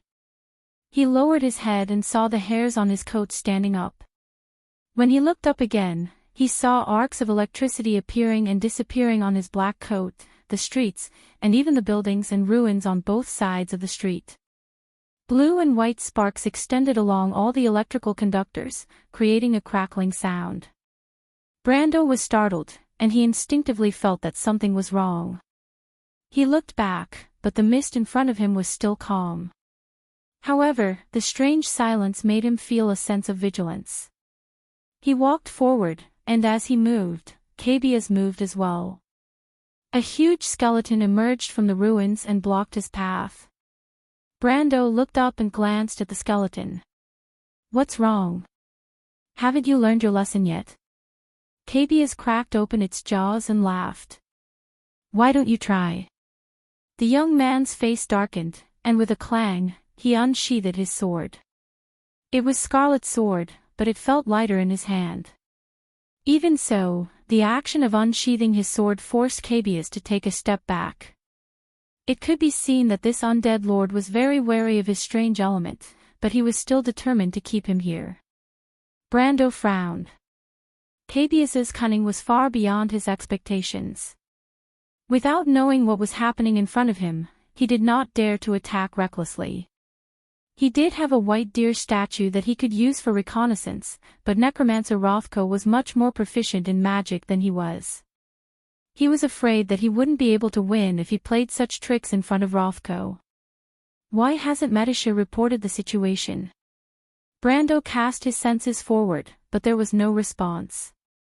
It was as if he was looking into the mist. He took a deep breath, and at that moment, a familiar, weak voice sounded in his mind. "My lord, time is limited, so I'll keep it short. There is also an undead general who is very strong. Cough cough.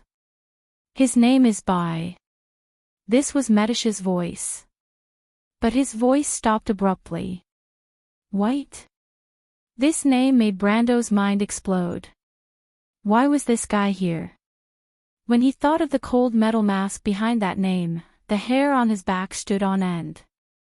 If he guessed correctly, there was only one person in Insursta's camp who would be addressed in such a manner, and that was one of the 4 knights of the Apocalypse, the Black Knight, the Judge, Ba. Tiamas. Chiou. But this guy was Tarkus' deputy. Shouldn't Tarkus and Madara still be fighting Erwin's southern army further south? What was going on? If it was just an alliance with Grodin or Count Randner, there would be no need for such an important figure to appear. What are these damned undead plotting? Countless thoughts flashed through Brando's mind. Bah! Ai's appearance had caught him off guard, but he was still able to maintain his composure on the surface. He raised his head and glared coldly at Cabius, then walked closer with his sword in hand. The yellow soul fire in the skeleton's eye sockets flickered. It did not understand why Brando suddenly became so impulsive. However, it only had one mission, and that was to stop this young man. Cabius's body was slightly hunched, but it had already gripped the short spear in its claws tightly. Brando gritted his teeth in the face of this troublesome fellow. Now that the situation had changed, he did not have the time to tangle with this fellow. He spoke coldly, "Cabius, if you still want to return to the Hill of the Dead to manage your own territory, I'll give you one last chance." In a moment of desperation, Brando did not hesitate to call out Cabius's background.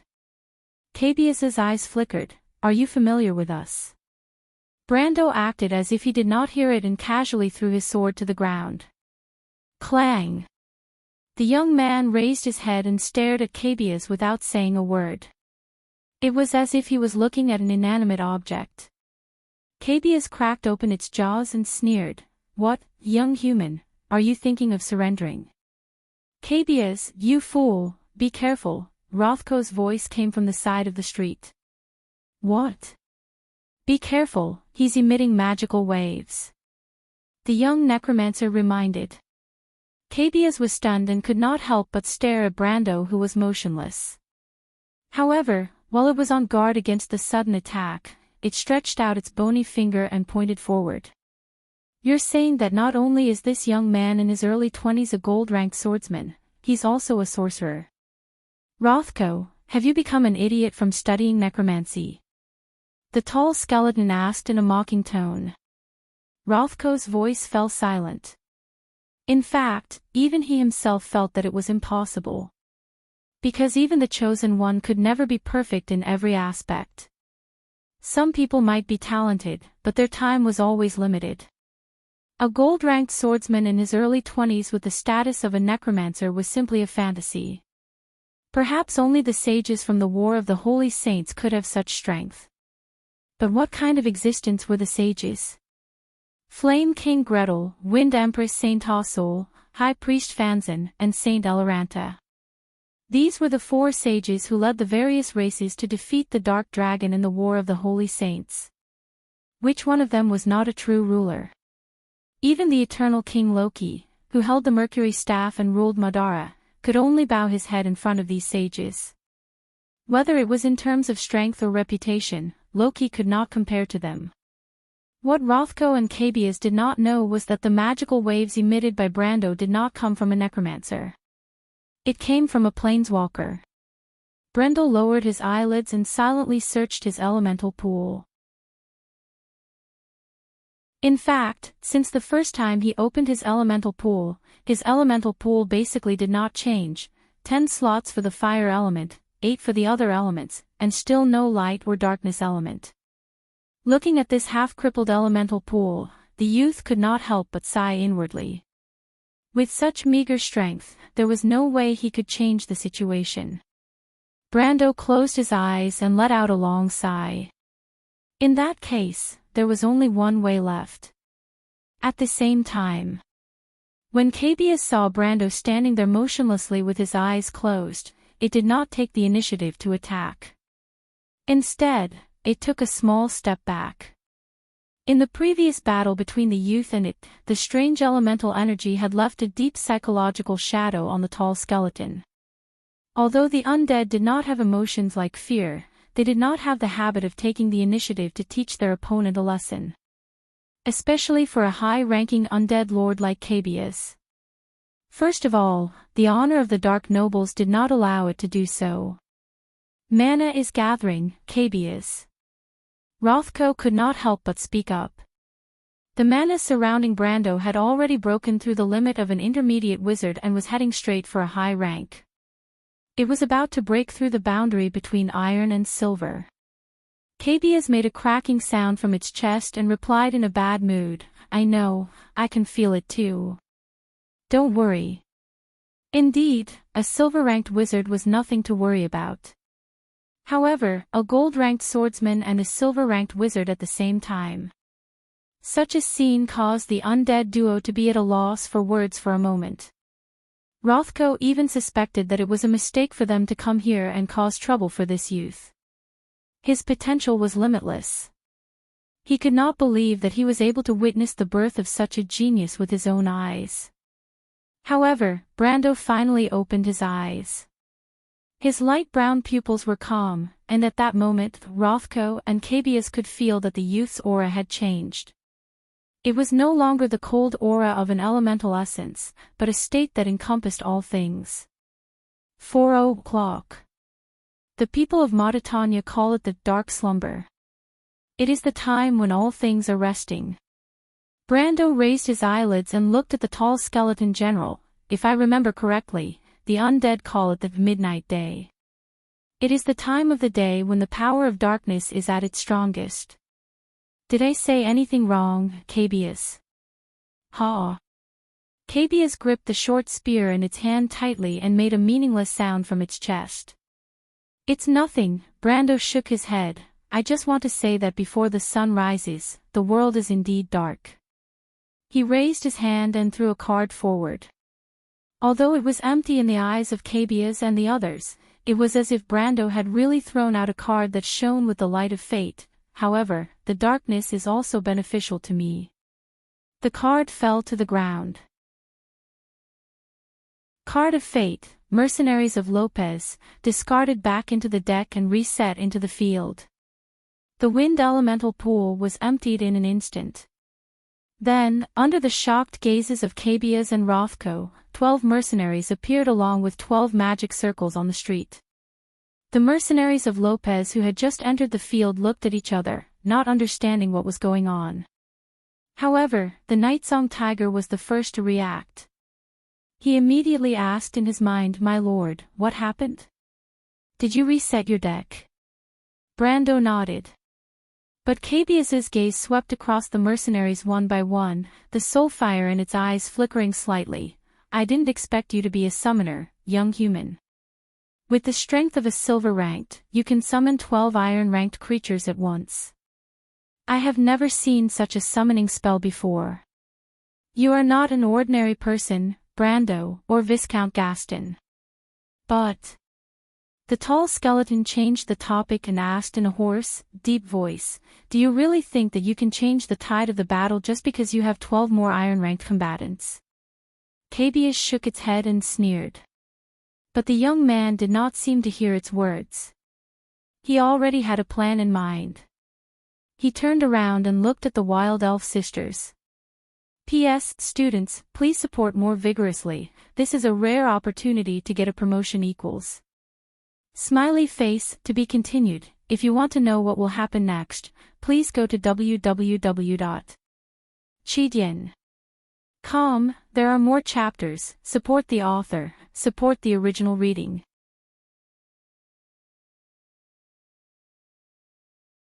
Chapter 231. In the laws of all things, from 2 to 6:00 in the day, the people of Mauritania called it the dark slumber. It symbolized the slumber of the land and the world. However, the planeswalkers called it the rest phase. It was the last phase of the day for the planeswalkers. During this phase, the planeswalkers shuffled their cards back into their deck, calculated their mana, and rearranged their battle tactics. The planeswalkers' rules, Falern. Brando's gaze fell on the Wild Elf sisters. "My lord, is there something you need?" Falern was slightly startled. She then looked at her lord with vigilance. Her emerald green eyes carried a lukewarm and distrustful expression as she replied. "Let your elemental pool resonate." "What?" "Activate elemental resonance." Brando repeated with a serious expression. "My lord, the Wild Elf sisters and Rothko, who was hiding in the shadows, were all startled. In fact, activating elemental resonance was not a big deal. On the contrary, every elven teacher would deliberately let their elemental pools resonate with the next generation of elementalists, so that their students could experience the so-called harmony between the elements. This was the only way to deepen the affinity between the new elementalists and the 6 elements. But other than that, elemental resonance was useless. Then what was he trying to do? Falern, Tia, and Rothko were all stunned. The only possibility they could think of was that Brando wanted to become an elementalist on the spot. However, this was undoubtedly a fantasy. Becoming an elementalist was not as simple as gaining the approval of the 6 major elements. In fact, being an elementalist was the same as being a wizard. It was a systematic and complicated subject. Without a long time of study, a layman would not be able to take shortcuts to become an elementalist. Thinking of this, the elder Wild Elf sister could not help but look at Brando with a troubled expression.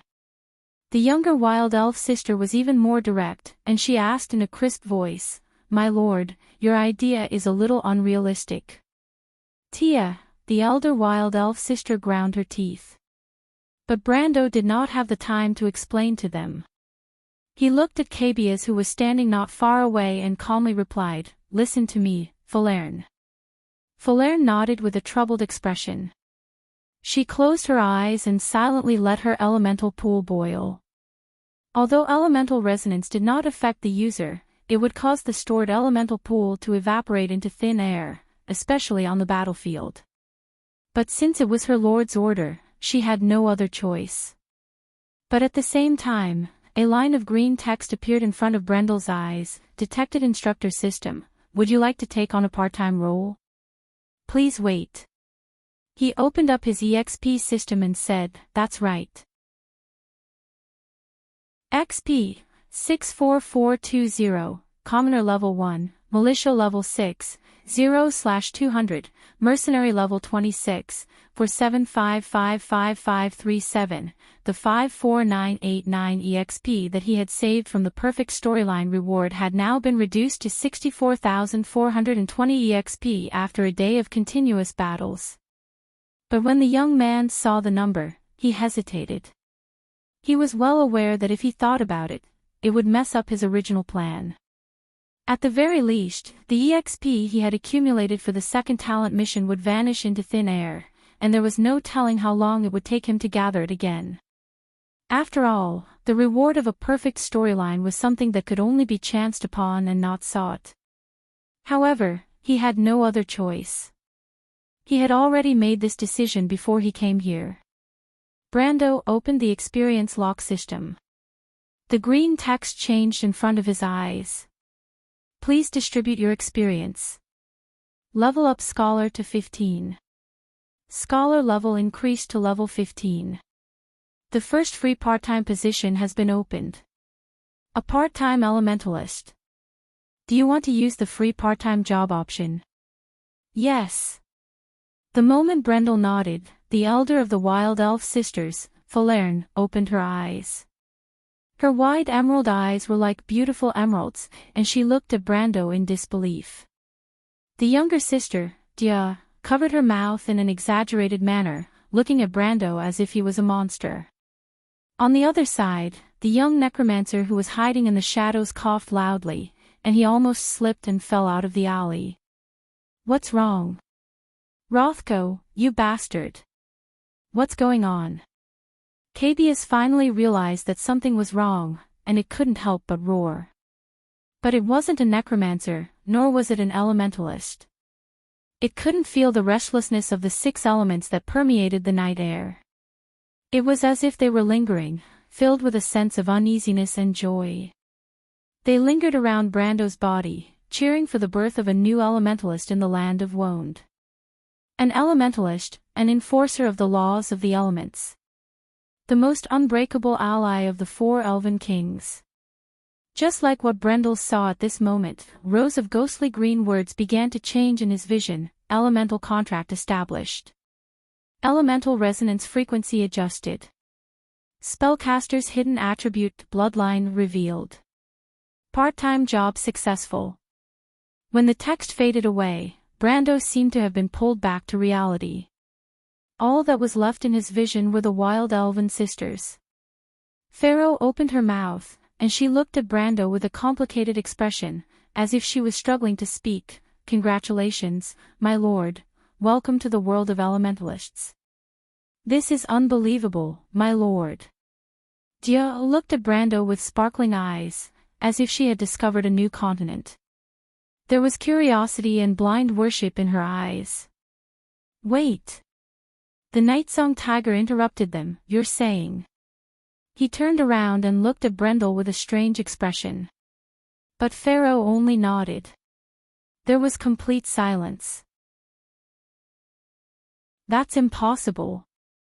Cabius could no longer hold back and shouted, breaking the silence. It even took a step forward and stomped on a stone floor. Rothko, do you know what kind of joke you're making? No one can become an elementalist just by sensing the elemental resonance, unless the elemental Emperor Tumen is reborn. But my lord, I'm not joking. This is just... Rothko slapped his forehead helplessly. If he did not see it with his own eyes, he would not have believed it. At this point, they suddenly stopped and looked at the young man without saying a word. The tall skeleton lord was stunned for a long time before it managed to squeeze out a retort. Perhaps this is unbelievable, but young human, what's the point of doing this? Could it be that you think I'll be frightened by this and make way for you? What can a newly promoted elementalist do? Although it said so, there was a trace of uncertainty in its tone. Because who knew if this damned young man would come up with something else? But Brando only glanced at it. He lowered his eyelids and silently checked his stats. After becoming an elementalist, his elemental pool had increased by 2 slots, and his fire elemental pool had increased by 3 slots. His light and dark elemental pools had also been opened, each with 2 slots. This was not out of Brando's expectations. It was much lower compared to the players. But it did not matter, this was just the first step. Because for this night, the show had just begun. Brando opened up his experience lock for the second time. He paused for a moment and immediately pointed to the elementalist class he had just obtained. Elementalist level 1, experience requirement, 6, agree. Elementalist level 2, experience requirement, 10. Agree. Elementalist level 10, experience requirement, 610. Pharaoh's face suddenly changed. How? How is this possible? She looked at Brando blankly and almost blurted out. But if she was in disbelief before, this wild elf young lady suspected that she was dreaming at this moment. Brando's rapidly increasing elemental density was like a myth, weaving a strange dream. She never thought that an elementalist could increase his strength so quickly. No, this was not just a matter of fast speed. This was simply like sitting on a rocket. Unless it was God's chosen, it was impossible for anyone to reach the heavens in a single step. But God had long since disappeared from the earth. Martha above, the girl could not help but groan in her heart. What was going on? But Brando did not seem to care about the feelings of the people around him, because his level was increasing step by step. Elementalist level 17, experience requirement, 4620. Elementalist level 18, experience requirement, 6333. Elementalist level 22, experience requirement, 12870. When he reached level 22, Brando's thoughts finally stopped. He looked at the remaining 300 experience points in his pool and lightly sighed. It was a pity that the main attributes of an elementalist were willpower, bloodline, and wisdom. Otherwise, at level 22, his character's level would have increased. His original attributes of strength, dexterity, and vitality might have directly broken through the elemental barrier and entered the elemental awakening stage. Of course, since he had chosen to take this step, he would not regret it. Moreover, it was not like he did not gain anything. He looked at his elemental pool. Fire elemental pool 37 slots, other elemental pools 32 slots, light and darkness elemental pools 24 slots. Brando raised his head and looked at Cabias. The peak of iron rank. The tall undead lord gritted his teeth as he spoke. That's it. That's it. Cabias finally let out a sigh. Cabias let out a long sigh. It was almost worried that this young man would break through his elemental barrier right in front of it. Although it seemed impossible, when something even more impossible had happened, there was nothing impossible in this world. Moreover, in Cabias's eyes, this youth in front of it was undoubtedly an existence that could make the impossible possible. But fortunately, this world was still a reality. The undead lord could not help but shed tears of gratitude. But Brando looked at it and said, "Do you still remember what I said before?" "What?" "I said that if you still want to return to the Hill of the Dead to manage your territory, I'll give you one last chance." Cabias was stunned. It subconsciously turned around and saw Rothko running away. "Rothko, you bastard, what are you doing?" Cabias could not help but roar. But when it turned around again, it saw that the human who had been confronting it all this time had put his hand into his bosom and took out a book. It was a book with a black cover. "But it's a pity that you won't have the chance," Brando said. Cabias. P.S. Third update.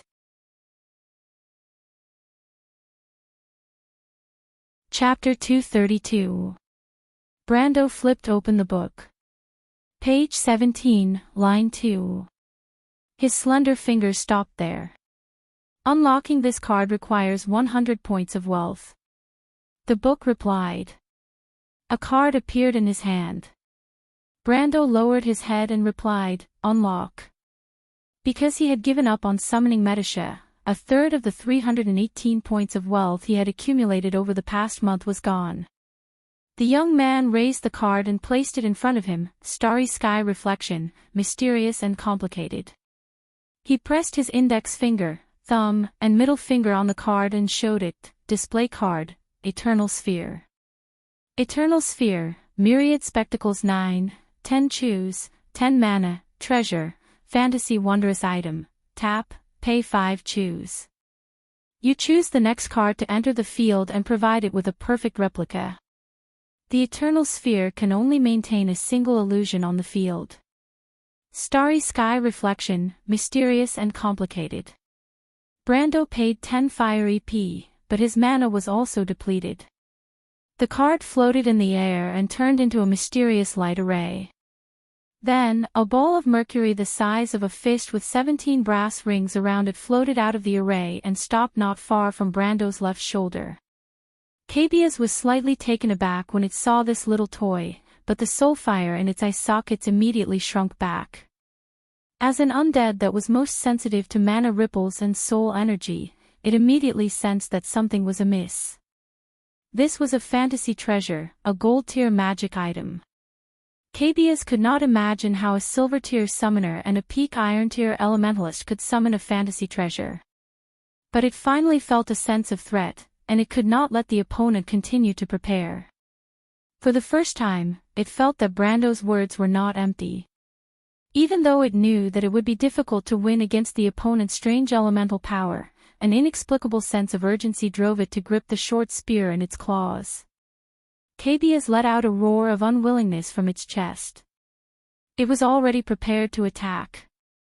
As for that bastard Rothko, it could not be bothered with him anymore. But Brando also felt the same sense of urgency. He spent 5 fire EP to tap the Eternal Sphere. Then, he drew the second card. This was the card of fate that he had always prepared in his 4 hands. He raised the card, put it down, and said, "The light of mercy descends from heaven, and the emissary of God goes forth from the light." The young man's calm eyes reflected the approaching short spear in Cabias's hands, but Brando pointed forward. Along with the white light, white feathers fell from the sky. 4 pairs of wings protected Brando, one on the left and one on the right. Clang! Clang! Cabias was slightly taken aback. It raised its head, and for the first time, the soulfire in its eye sockets wavered. It was forcefully stopped. The tall skeleton general saw that the short spear in its hand was being blocked by 2 crisscrossed longswords on its left and right. The surface of the sword was bright as snow, and mysterious runes and patterns were engraved all over the blade. If a knowledgeable Buga sorcerer were here, he or she would have recognized these ancient runes as heavenly runes. This was a sacred language that came from behind the door of order, and only the proud light blessed could master it. Cabias raised its head. In its eyes, 2 angels made of light flapped their 4 pairs of wings and floated around the young man. They arrogantly raised their chins and looked at it with a look of disdain. The long swords in their hands were crisscrossed, blocking its path forward. Brando stood behind the crisscrossed long swords with a black tome in his hand. He raised his head and looked at the skeleton general with a calm gaze. "Upper silver tier," the skeleton general squeezed out the words one by one. Brando smiled at it. The flames in Cabias's eyes were about to burst out. It growled and took a step back. Upper silver tier was not enough to stop it. Even if it was caught off guard, in front of a middle gold tier, a silver tier existence was nothing but cannon fodder. It used its gigantic skeletal claws to push against the ground and used the momentum to leap forward. The short spear in its hand drew a dazzling red line in the air. Brando took a step back and ordered the 2 angels to block it. With a loud bang, the 2 angels were sent flying. But that was enough. When the pristine archangel entered the battlefield, Brando had already retrieved the wind spirit spider and Highland squire from the graveyard. When the pristine archangel enters the battlefield, choose a non-black card from your graveyard and shuffle it into your deck. Cabias broke through the defenses of the 2 angels in an instant, but it had already raised a grey-white Highland squire card and flicked it forward. Highland's courage. In a flash of white light, the long-awaited young man rushed out of the magic circle with his hands on his head. "By the name of Martha, my lord." The Shire rolled forward and screamed with a familiar voice, "I can't believe you got me out so quickly." "My lord, you are the wisest knight of the Highland, my lord." "Ah!" He let out a strange cry and ducked his head. An angel had already flown over his head and crashed into a pile of rubble not far away with a loud boom. Charles immediately glanced over and was so shocked that he clicked his tongue. Brando only smiled. His finger moved to the 9th page, the 3rd line. Card of Fate, Trial. To unlock this card, you need to pay 80 wealth. Brando nodded and raised the card. Show me the trial. He put the card down. Trial. Wolf's Lair 2, Earth 10, Event Exploration. Target summoned creature receive 250,000 EXP. The Wolf's Lair altar is a kind of spiritual harbor for the Lornians. Attached to. A voice replied in his mind when the card appeared. Brendel used 4 fingers to show the card to Seal, who was covering his head and scurrying away. Attach. The trial card disappeared in an instant, but another card appeared in front of Brando. Highland Mage, Night 9, Water 5, Creature, Human Wizard, Level 45 Creature. When a Highland Mage enters the battlefield, 5 reputation per week. Maintenance cost, 2 Earth EP for every day this card remains in the battlefield. Highland's Courage. Brando was slightly stunned and looked up. He saw a white light descending from the sky. The Shire was standing in the middle of the light. His simple robe was bathed in the gentle white light, and 2 mysterious patterns appeared on it. There were also 3 circles of grayish-white patterns on the side of his robe. It was the symbol of a Highland Mage of the 7 Rings. The person in question was stunned. He looked at himself in confusion and opened his hand. A short golden staff appeared in his hand. This is... The Shire was shocked. He looked back and saw the second archangel flying towards him. The young man who had just become a mage immediately reached out his hand. It was as if a layer of transparent air cushion had appeared on his hand, and he gently held the archangel. The Shire raised his head and looked at Brando, his eyes full of surprise. The strength of a gold mage. Brando understood. His expression did not change, and he immediately ordered, the Shire, Barrier of Stillness. The young mage naturally knew how to cooperate with his lord. He had already seen Cabias rushing towards them after breaking through the archangel. The Shire shook his head, thinking that these skeletons were too rash. He pointed his short staff in the direction of the archangel and said, Law of time, stillness, and imprisonment. A transparent wall appeared out of thin air. The Highland Mage pushed forward, and Cabias immediately crashed into the wall. The undead lord felt its movement slow down. It raised its head in surprise, and only then did it discover that there was another gold mage in front of it. A Highland Mage of the 7 Rings. Cabias felt its soul fire on the verge of disintegrating. Oh, Martha! Is this guy's reinforcements unlimited? How many gold mages does he have? The undead lord's jaw cracked open, and the soul fire in its eye sockets dimmed. For the first time, it felt the shadow of defeat looming over it. Unlike warriors, mages were weak in self-defense, but their spells were terrifyingly powerful. This was especially true for Highland mages, whose spells were strange and unavoidable. Once a warrior of the same rank or even a higher rank was entangled in a mage's spell, it was basically a guaranteed defeat. Moreover, this was the work of a great mage of the 7 Rings. It knew that its only chance was to end the battle before the Shire could cast a spell, but Brando, who was standing in front of him, had cut off the undead lord's last shred of hope. Brando held a large tome in his hand, looking at the tall undead lord with pity, and then shook his head. Farewell, Cabias, he said softly. His expression deeply pierced Cabias's heart. It struggled unwillingly in the static barrier, roaring and roaring at a high frequency from its chest. However, in this transparent barrier, it could only feel heavy shackles binding its limbs. Its movements were as slow as a snail's. At the same time, Brando finally revealed his last summoning card. Wind Spirit Spiders. Brando was no longer the same as when he was in the auction house. With his abundant mana, he could summon an army of 50 spiders. When the densely packed sky-blue spiders landed on the street, everyone, including the Shire, was stunned. Everyone looked at the young lord, unable to understand why he would summon these little things that were not even at the level of steel. In the past, these spiders might have been able to win with their numbers, but in this place, they were useless. Unless they were used for reconnaissance, but even if they were used for reconnaissance, the archangels were much faster than them. In the eyes of the Nightsong Tiger, the Shire, and the Wild Elf Sisters, Brando's actions were a waste of mana. However, their opinions could not change Brando's mind, and the young man continued to do as he pleased.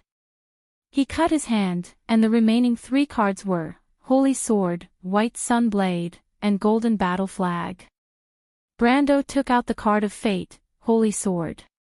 He raised the card, paid the fee, and attached the card to the Wind Spirit Spider card. At that moment, everyone saw the image of a winged holy sword floating behind each of the Wind Spirit Spiders, as if they were holy swords floating in the air. There were 50 of them. As expected, Brando smiled. He raised his hand, and the Wind Spirit Spiders immediately formed a huge square formation behind him. It looked like a square formation formed by shining holy swords in the sky. Brando looked at the Shire. This. The young wizard was tongue-tied for a moment. That's why I gave this move a name. Brando turned around and looked at Cabius, who was still trapped in the barrier, and said, "Let's call it the Dragon Rider system." He raised his hand and waved his 5 fingers.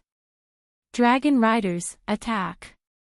Author's note, for chapters today, what time will it be tomorrow? If you want to know what will happen next, please go to www.chidian.com. There are more chapters. Support the author, support the original reading.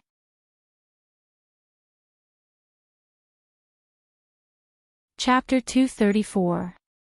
50 golden flames were ignited in an instant. The dazzling beam of light swept across the spiritual armor around the undead lord's body like a stream of hot steel. A circle of ripples spread out, and the light spots splashed, cracked, or deviated like water splashes. However, the spiritual armor was also fading and collapsing. The temperature rose rapidly, deflecting the light rays. Cabius's face was distorted by the steam, and the spiritual armor finally crumbled. Madara! The undead lord's roar reverberated in the night sky, and the beams of light flashed 3 times in the darkness. "Oh, Martha, that idiot!" Roscoe stood in the alley, the soulfire in his eyes reflecting the beautiful golden lines under the night sky. He couldn't help but curse with his teeth clenched. Then, he leaned weakly against the wall and slowly slid to the ground. He shook his head. He used to think that he was a genius. When Haku raised his head, his golden eyes squinted slightly. He threw away the corpse in his hand as if he was throwing away a toy. He could feel his spiritual barrier, absolute seal, shaking. There shouldn't be anyone stronger than me on the battlefield. The Black Knight was doubtful, and a deep light flashed in his eyes. However, at that moment, everyone on the battlefield felt a throbbing in their souls. This throbbing feeling swept across the entire battlefield in an instant. Even the soul fire of the skeleton soldiers, who had no emotions, was shaken. Everyone, including the undead, turned their heads subconsciously. Their eyes, or the soul fire burning in their empty eye sockets, were staring blankly in a certain direction. The battle stopped. Scarlet, who was covered in blood, got up from the ground. She used her fist to wipe away the blood dripping down from her chin. Her amber eyes still had a hint of stubbornness, but she could still feel the throbbing feeling clearly. It was as if she heard a crisp shattering sound in her heart. Crack! Something broke. She raised her head and saw that the spiritual barrier above her was crumbling, scattering, and falling to the ground. The huge fragments were like black shadows that melted into the air, emitting a piercing sound. The undead knight let out a low groan on the other side. Haku pressed his chest in shock. Someone had forcefully broken his enchantment barrier. This was impossible. The undead general, one of the 4 knights of the apocalypse, felt as if his soul fire had turned cold. There was no one on the battlefield who could surpass him in terms of power. However, a halo of light immediately reflected in his golden eyes. It was a cluster of light that appeared from the darkness and swept across the sky. Everyone was stunned. Their eyes followed the movement of the light. When the light passed over everyone's head, everyone subconsciously turned their heads in that instant. Thus, they saw that in an instant, the light spots in the air became incomparably dazzling. And holy aura was gathering. Dragon Knights, attack! The first beam of light appeared. It pierced through the darkness and descended from the sky. The mercenary closest to the beam of light turned his head and saw the beam of light piercing through the skull, chest, and pelvis of the three skeletons. At that moment, it was as if time had stopped. The young mercenary was at a loss. He opened his mouth slightly, but with a crash, the three skeletons had already fallen to the ground. Then came the second, and the third. The light in the sky flickered one after another. The light became denser and denser as if it was raining. The rain of gods fell from the sky, and in the span of a breath, the skeletal spear-throwers of the Bone-Thorn army were reduced to ashes. After 2 rounds of attacks, only a few skeletal spear-throwers were left standing outside the defensive line. The mercenaries were stunned for a moment before they cheered. Martha above! Kill these filthy creatures! Cornelius stared blankly at the scene before him. He placed a hand in front of Sifrit to protect the little girl, and his heart was filled with joy. But even so, he could not help but wipe the cold sweat off his forehead. He looked at his second-in-command who was also pale. The two of them had recognized the voice from the start. It was the voice of the young man. But they did not expect him to have such an ability. Cornelius finally understood what he had to do. He drew his sword and swung it forward. Brothers, attack! Don't waste this opportunity. With a roar, the tide of the battle changed. It was only at this moment that Ahab recovered from his shock. The undead knight's gaze landed outside the battlefield. But this time, he only saw 2 holy angels splitting the fog apart and charging at him from the left and right. The angels flapped their wings with astonishing speed, and the holy swords were already right in front of his eyes. The undead knight did not move at all. He raised his scythe in his right hand and swept the 2 holy angels away, leaving behind white feathers that fluttered in the wind. But Ahab did not relax in the slightest. A large amount of mana was gathering in the air. He looked up and saw several edges of light appearing above his head. The edges of light formed a huge cube that was dozens of meters wide, and it quickly solidified into a large boulder that came crashing down on him. The ground trembled, and the boulder fell to the ground with a loud bang. Smoke and dust filled the battlefield. Substance transformation, law manifestation. A high circle law wizard. The undead knight crawled up from the ground, his face covered in dust, and stared at the fog behind him. When the fog parted, the battlefield was filled with cries of war. The mercenaries' attacks were like quicksilver, and without the support of the undead, Grodin's private army collapsed under the suppression of the dragoons. The undead general held his black scythe and coldly watched the cowardly humans escape from him one by one. It was as if a torrent of water was crashing down on the battlefield in his direction. At that moment, the battlefield was about to collapse. Loud, painful groans echoed in the air. But he still had one last chance. Ahab looked through the crowd and finally saw Brando standing on the other side of the battlefield. He had to get rid of the flying balls of light, but he did not have that much time. Ahab had reason to believe that someone was controlling these strange things and dominating the battlefield. But as long as he killed that young man, all his problems would be solved, and the scales of the battlefield would tilt in his favor. He snorted coldly and laid down the scythe in his hand. Brando also saw the Black Knight, one of the 4 knights of the Apocalypse. This old opponent of his looked exactly the same as the Ahab he met in the past. He was still wearing the same pretentious outfit. But the Black Knight should not have obtained the evil dragon's blood yet, so it would be easier to deal with him. He smiled. To catch the bandits, first kill the ringleader. This was indeed a choice that the Black Knight, who had always been confident in his abilities and speed, would make. But Ahab did not expect his intentions to be seen through. He only saw the Shire standing behind the young noble with a short staff, followed by the Nightsong Tiger, the Wild Elf sisters, and the rest of the mercenaries of Lopez. After the two angels flew back, they landed on either side of Brendel as if they were his personal guards. But the Black Knight had never heard of anyone using the heavenly realm as guards. The strength of this group was quite strong, but he did not think that there was no chance. Then Ahab moved. His figure flashed, and the Black Knight flashed 3 times on the battlefield like a shadow. Each time he flashed, he crossed a distance of nearly 100 meters. But Brendel was not in a hurry. With a thought, the dragon cavalry in the skies suddenly changed their formation.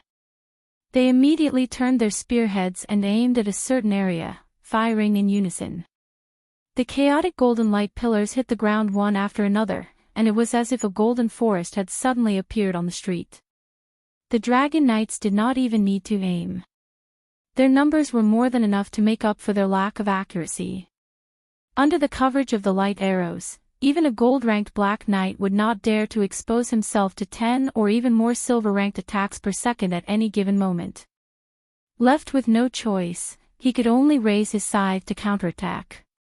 A black arc of light dispersed the rain of light and wiped out 7 or 8 wind spirit spiders in an instant. The Holy Sword card could provide silver-ranked attack power to the attached card, but it would not affect the other aspects of the card. In the face of a gold-ranked attack, the wind spirit spiders, which were not even at the level of steel, were as weak as paper. But when Ahab wanted to pursue further, he realized that the light dots in the sky had already scattered and were firing at him from afar. When he started moving again, they gathered together and suppressed him with powerful firepower.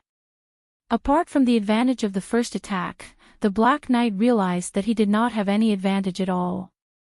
Instead, his speed inevitably decreased. Ahab raised his head. For the first time, he felt that his every move was under the enemy's control. On the other hand, the Nightsong Tiger and the others were dumbfounded by the Dragon Knight's nimble fighting style. The Shire explained to them with a profound expression. That's why I said that there are 3 indicators that will always exist in a game: skill, equipment, and stats. You can see that this is the embodiment of Sir Lord's superior skills and equipment. Of course, Sir Lord once told me, Charles, when you look at these 3 indicators, there will always be one that can help you. If one day you grow into an archmage, then you must thank me for telling you this secret. He nodded and said something that did not match his heart. Now that I've become a great wizard, you can see that I'm very grateful to my lord for telling me this secret. The Wild Elf sister could not help but giggle when she heard that.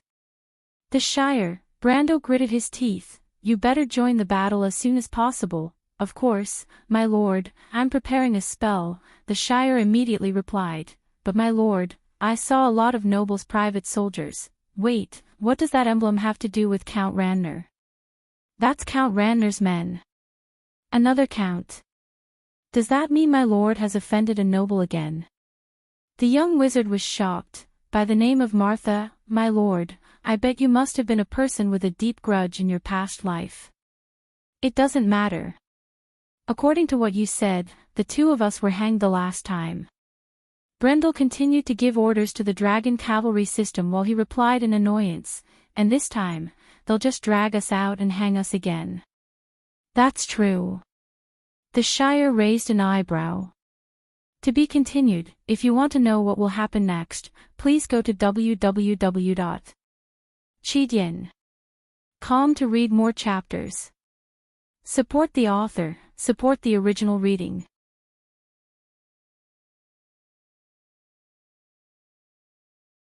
Chapter 235. The Shire's spell was finally completed. A wall of light formed by countless lines appeared in front of Brando.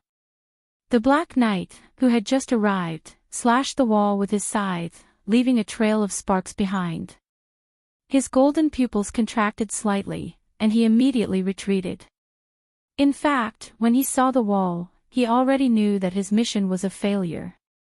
He could no longer kill the young man in a short time. Putting aside the fact that the wall of law created by a 7th Circle mentor was extremely sturdy, Brando himself was also a gold tier rank 1. At first, he thought that he could rely on his speed to win, but he did not expect that the other party seemed to have known what he would do from the start. The young human decisively gave up on supporting the entire battlefield and withdrew all the dragoons just to restrict his movements. Despite having so many bodyguards around him, he still chose to give up on the overall situation and focus on his own safety. Such a person was either too afraid of death, or he had a terrible sense of judgment. But no matter which one it was, at least he had won the gamble. Haku raised his head, the flames in his golden eyes burning. He calmly looked into Brando's light brown eyes not far away. He even had a feeling that his opponent was an old rival he had fought for many years. Of course, Haku did not know that Brando was the old rival he had fought for many years. The two of them had fought more than 10 times in the mountains of the Church's Knight's Nation, Grace. They knew each other very well. Moreover, at that time, Haku had already obtained the evil dragon's blood. Whether it was maturity or strength, the Black Knight could not compare to him now. However, Brando's understanding of Haku and his own experience had not changed at all. But all of this was strange in the eyes of the Black Knight.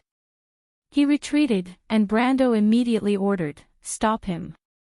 Haku Tiamas Choyu, one of the 4 Knights of the Apocalypse, the Black Knight of the Scales of War and the Judge of War, was an undead general of Madara. Although his individual strength was always at the bottom of the 4 knights, he was the most talented commander among the 4.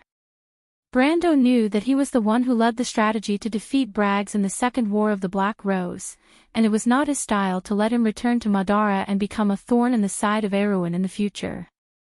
Besides, to him, killing Haku here was equivalent to cutting off one of Tarkus's arms. Furthermore, the undead army of Madara would not give him so much pressure in the south. Furthermore, he still had to face the wrath of Count Ranner.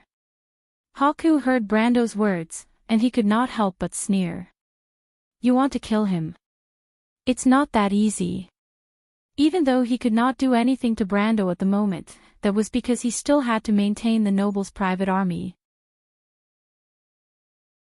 If he did not have any worries and wanted to teach this young human a lesson, he believed that the outcome would be different.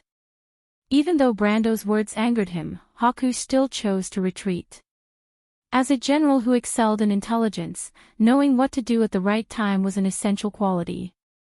He turned around and shook off the Shire's barrier of stillness, and flashed past the 2 holy angels like a ghost, and finally brushed past Scarlet who had chased after him from the battlefield. The whole process happened in the blink of an eye, and the red-haired girl only had time to turn around to see the Black Knight's back was already dozens of meters away. "Bastard," she gritted her teeth and looked in the direction of the Black Knight. Brando shook his head. In fact, he was also disappointed. He did not expect that he would fail. He wanted to use words to provoke this guy to stay, but he did not expect this guy to be as calm as he was after the first War of the Black Roses. He thought that Haku had always been arrogant, and he was not as mature as he was later, so he might be a little impulsive. How troublesome, this freak, Brando could not help but curse. Torrential Rain's design team, do you even know how to make an NPC? Can't you think from a player's point of view and make it simpler? Bastard. But he immediately thought of another problem and turned to the Shire. "The Shire, go find Cornelius. He might need your help, and I'm worried that Haku will take Groudon away." "Cornelius? A mercenary commander. He's one of us now. What should I do, my lord? Are you a mage or am I a mage?" "Act according to the circumstances," Brando replied. "If that silly girl Freya can become the goddess of war, I believe you can do the same." "Ha! It's nothing," Brando replied with a straight face, "I'm just helping her plan her life." "Understood," the Shire bowed, "it's an honor." "Go." Brando nodded. The Shire could not help but sigh when he saw the red-haired girl limping towards him. "She really looks like Miss Freya, my lord."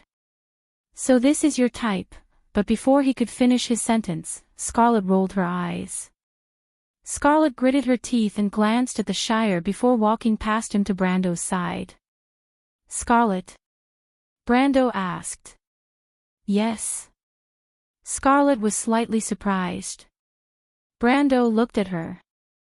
"I'm fine." Scarlet wiped the blood off her face and replied casually, "But my lord, Medisha, she, I know." Brando nodded. "But it doesn't matter. I still have enough light elemental energy to save Medisha." Scarlet glanced at the young lord. She vaguely knew the relationship between the Silver Fairy Princess and this young lord. Even though it was a little strange, she nodded and did not ask any more questions. She just needed to make sure that Medisha was fine. Even though Brando did not reply, she got the answer she wanted from his face. She knew that Brando was not the kind of person who would be indifferent to his subordinate's deployment. The situation on the battlefield was changing. In fact, the mercenaries had already crossed the last line of defense of the nobles' private army. After Haku retreated, he immediately ordered the nobles to retreat into the inner city. But he did not expect that his order would cause the situation on the battlefield to become even more difficult to deal with. The Black Knight was used to commanding an undead army in battle. Even though he understood the habits of humans, he was not as good as the human generals when it came to understanding human nature. Without the support of the undead, Groudon's private army had no place to stand. Their morale was already shaken, and the nobles' private army completely lost their confidence when they heard the order to retreat. They scattered along the 5 streets like ducks being chased out of 1,000 miles. Brendel ordered the Nightsong Tiger to tell Cornelius not to kill them all before they entered the inner city. Otherwise, these arrogant and domineering nobles' private soldiers would probably be crying for their parents by now. Mr. Tyamas could only stare at the scene with his mouth agape. When the Black Knight got on his horse and saw the army scattering, he couldn't help but curse, "Fools." But cursing was meaningless. Haku understood that. He looked up and saw the light spots that seemed to be cruising in the night sky. Occasionally, they would shoot 1 or 2 beams to the ground, taking away the nobles' private soldiers who were still stubbornly resisting, or the undead squads that had been scattered. The undead general's eyes flashed with interest. The young human had given him a bigger surprise than he had imagined. A summoner. Summoners didn't have such strange summoning spells, but he couldn't rule out the possibility that it was ancient magic. In the era before the Dark Dragon, the system of magic was very different from the one now. Just like the ancient string magic used by the dragons, it was a completely different concept from modern string magic. Haku's golden eyes narrowed slightly. If only Lord Tarkus' main force is here. Ghosts and high-rank liches would be able to suppress these aerial units. But he knew that it was just wishful thinking. Lord Inserste had a more important mission in the south, and his main force was used to deal with Erwin's Southern Legion. It was impossible for him to appear here. He knew that the White Tower's Bone Thorn army was already the limit, but he shook his head when he saw that the young human had caused him to lose close to 10% of his army's strength. Fortunately, it was just a skeleton javelin thrower. But even if he won, it wouldn't be that easy. There were still a few dozen guards in the inner city, most of them were knights that Groudon had usurped. He could rely on them to hold on for a while, but in this situation, taking the Baron away was the safest option. It was hard to say if they could hold on until the main force arrived. He didn't want to take the risk. The Black Knight thought about this and silently looked towards the west. "Young human, our battle is still ongoing." The Black Knight's nightmare warhorse passed by the scattered soldiers and entered the inner city at the fastest speed possible. He dragged his long cloak across the drawbridge like a bolt of black lightning, ordering the knight in the porch to raise the drawbridge and close the gate. He decisively gave up on the idea of reorganizing the burdens behind him. Not to mention whether the young human would give him the time to do so, Haku didn't plan to let them charge into the inner city to prevent him from taking advantage of the situation. As for whether the humans outside were dead or alive, it had nothing to do with him. When the undead general of Madara changed into a new set of armor and arrived at the top of the walls, he found that Brando and his mercenaries had already reached the inner city. They were faster than he expected. The scattered soldiers were fleeing along the walls of Abe's castle, unable to stop them at all. He turned around and saw Groudon standing beside him, wearing a long silk robe. His face was pale. "Lord Tiamat." The Baron couldn't help but ask. "We can't stop them here," the Black Knight looked down and replied coldly, "If you want to stay alive, you have to come with me." The Baron was stunned. "What about my men?" he asked in a small voice. "Can you control them?" The golden eyes under the metal mask coldly glanced at him. Groudon was speechless. Just as he was about to say something, he suddenly heard a cry of surprise. Both of them turned their heads at the same time, just in time to see a young man wearing a long robe with 3 golden patterns embroidered on his sleeves walk out from the mercenaries. He held a short staff in his hand and pointed forward. 6 golden rays immediately extended from the main street to the top of the inner city wall. Groudon was stunned. "It's that archmage, stop him!" Haku growled. But it was too late. The knight lowered his hand and said, "Substance conversion, law, equivalent exchange." "Azu." The gem at the tip of the staff lit up. "Ancient language, exchange." "Mana." The 6 golden lines glowed faintly and extended downwards. Behind the lines, 3 gigantic bridges made of stone appeared out of thin air. There was complete silence. "Allow me to rest for today. My gallbladder is about to burst from exhaustion. I have to cut it off as soon as possible. If you want to know what will happen after this, please go to www.chidian.com to read more chapters. Support the author, support the original reading.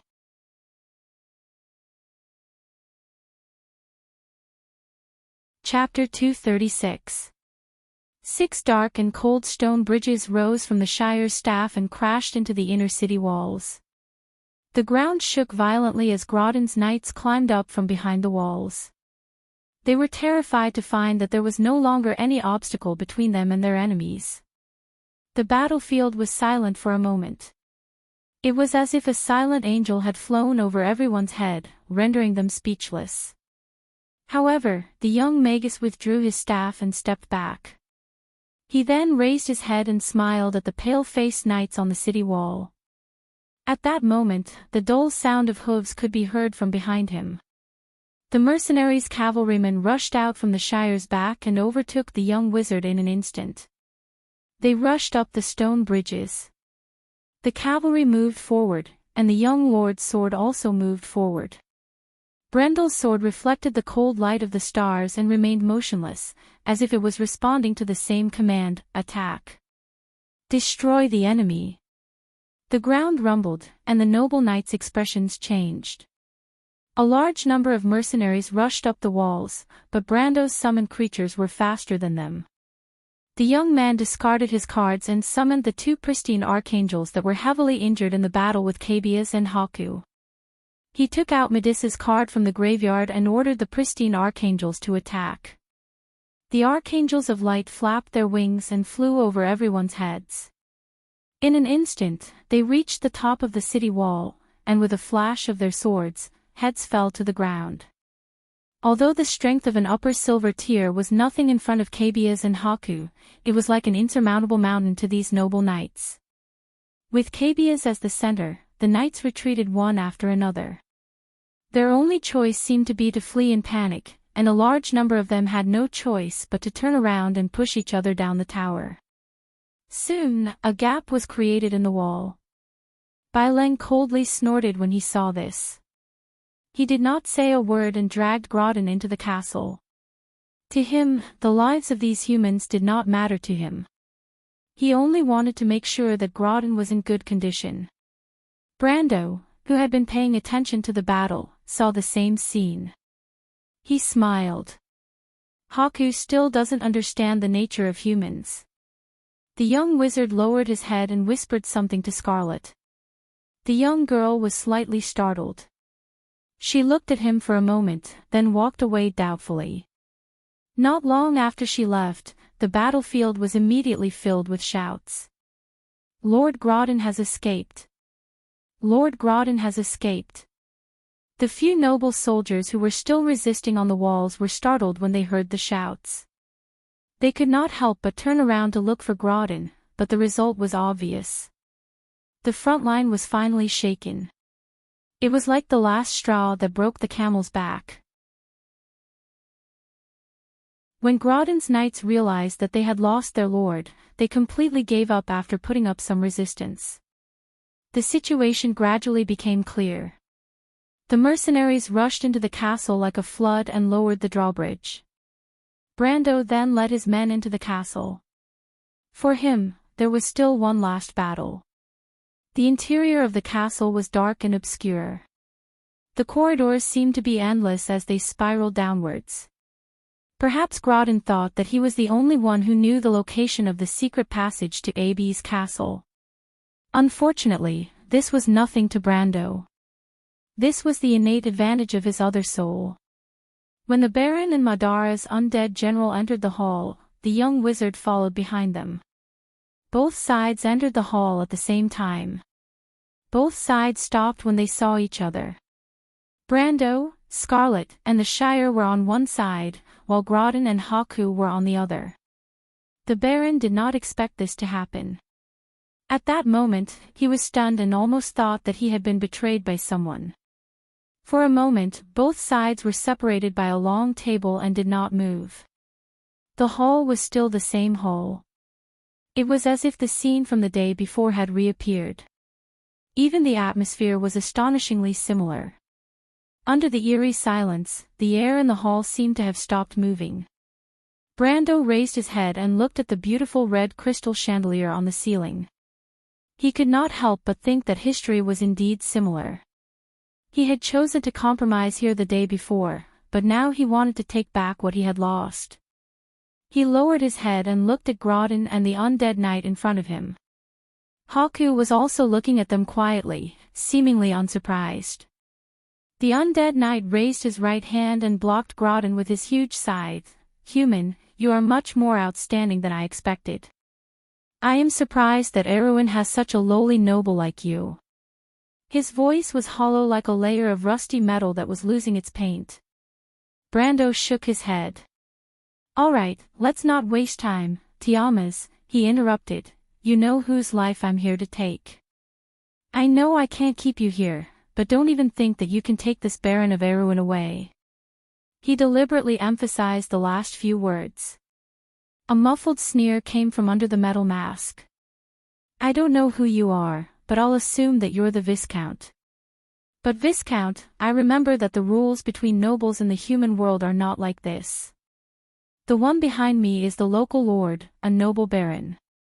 His family's bloodline can be traced back to the last dynasty in your world. But today, Lord Viscount, you're telling me that you're going to make a move on one of the members of this glorious family and set a precedent for a bloody massacre between nobles. Of course I can put down my hand, Haku shrugged, but if I do you dare to kill him? Grodin stood behind the undead general with a gloomy expression. The honor of the kingdom will not fall on the head of a traitor. But a life and death struggle is not the rule of your game. Brando smiled. If a mere Count Randner is enough to make me fight to the death, then why am I here? Haku was slightly taken aback. What a bold statement. I don't know where your confidence comes from, Viscount Gastine. Grodin finally had the chance to interject, gritting his teeth as he spoke. A mere Count Randner. I don't know where your confidence comes from. Did I ask you to speak? Brando glared at him. The young man's cold gaze was like a knife that pierced into Grodin's heart. Grodin's pupils shrank, and he immediately shut his mouth. The undead general of Madara clapped his hands. What courage! Grodin's metallic voice came from under the mask. But the Lornian said that a wise man should learn to find a balance between thinking and doing. Lord Viscount, I believe that Baron Grodin has learned his lesson, especially as a noble of the nobility. Why don't we stop here? There's still room for both of us to turn back. The Church's Night Kingdom is located between Grace and Saint Osol. They are also the main ethnic group in Grace. The Lornians also said that an eye for an eye, a tooth for a tooth. The Shire added with a smile behind Brando. But the blood that is shed is not your blood, my lord. Indeed, but nobles are not born with dignity. Brando coldly replied. Haku remained silent. But the young man also frowned because in his impression, this Black Knight of the Four Horsemen of the Apocalypse was never a person who talked nonsense. On the contrary, he and the White Knight, Ebden, were known to be taciturn and decisive in their actions. They preferred action over boasting. But now, Haku's behavior was the exact opposite of what he knew. He did not think that it was because Haku's current personality had changed drastically since then. There was only one reason left. Was Grodin that important? He did not know what kind of agreement Madara had with the Ranner family. What made him even more suspicious was Haku's intention to stall for time. However, the best way to break an unknown trap was to prevent them from getting what they wanted. Brando did not say a word. He stretched out his right hand and placed it on the hilt of his sword. With a light push, he took a step forward. As soon as he moved, a cold aura spread across half of the hole. Haku did not move, but Grodin, who was behind him, took 3 steps back and almost fell to the ground. The Baron finally managed to stand up with a red face. He gritted his teeth as he looked at Brendel, but his heart was filled with disbelief. Even though he was just an iron-ranked swordsman, he could still feel the true strength that Brendel had displayed. He had grown stronger again. Grodin could not believe that a person could become so strong in a day and a night. Of course, he did not think that it was an illusion brought about by the fact that he was an elementalist. The only possibility he could think of was that Brendel was hiding his strength. He immediately whispered this to Haku. The Black Knight nodded and looked at Brando with a playful expression. It was impossible for Cabius's report to be wrong. However, Grodin would not lie to him. Moreover, he had experienced it himself. Who should I believe? However, the undead general of Madara remained calm and asked, Viscount, are you not going to think twice before acting? Tiamas, interfering in the affairs of humans is not beneficial to you. Brando shook his head. You know that you can't leave with Grodin. If that's the case, why do you want to fight a meaningless battle with me? Step aside, I know this is not your habit. Haku shook his head. He looked at Brando approaching and used his scythe to keep a distance from the Baron. This battle is not necessary for Viscount Grodin, but it's different for me. Even though Madara does not have the tradition of forming an alliance with the living, there's a first time for everything. If we abandon our allies the first time, it won't be good for our reputation. He smiled under his mask. Moreover, you're right about one thing. It will be difficult for me to protect the Baron when he's surrounded by powerful enemies, Mr. Iamus. Grodin was startled, his face turning pale as he hurriedly asked. P.S. Thank you for your support. Even though the highest order of subscriptions didn't change much, the average order of subscriptions increased a lot. Thank you.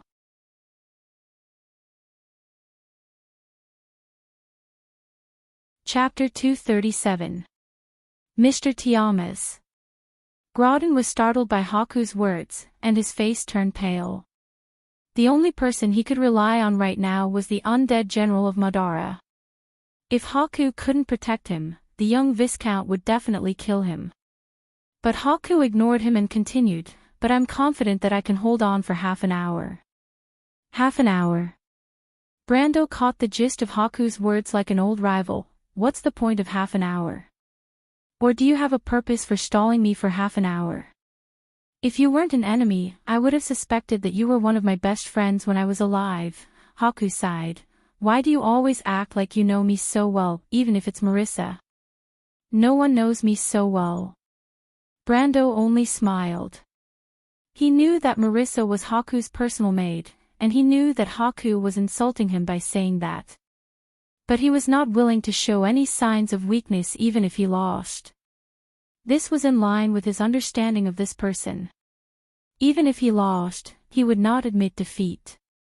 Even in Madara, he had offended many people, or else he would not have been sent to Insursta's army, which was a ragtag army. But he didn't hold back at all. He continued forward until he was less than 10 meters away from Haku. At the same time, the Shire also prepared a spell behind him. Mr. Viscount, Haku said, have you ever wondered why the West Gate didn't give you a signal? Brando was startled. He thought of something and his face darkened. Ah, I remember that it's a beautiful red-haired mercenary, right? The undead knight replied, of course, you don't have to worry, my lord. I don't have enough men to cause any trouble for them. But there's one thing I have to tell you. The men I sent to stop them should be more than enough to buy them some time. Brando didn't say a word. However, Bai continued, I think at this time, Shimin and my kind should have already broken into the city. Of course, they are all filthy, low-level skeletons that lack command. You know that I don't really trust those low-level liches.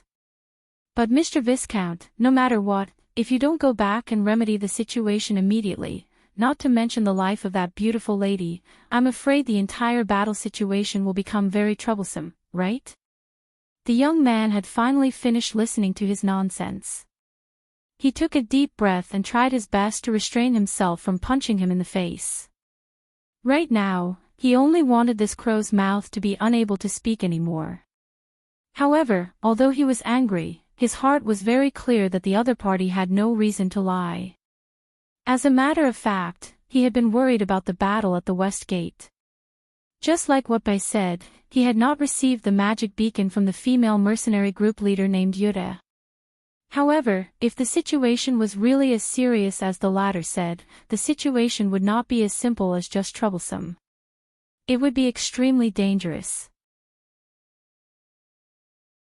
Not to mention the losses these undead caused to Abes, they also sealed off their escape route. The walls of the inner city were low and could not withstand the impact of the skeleton army.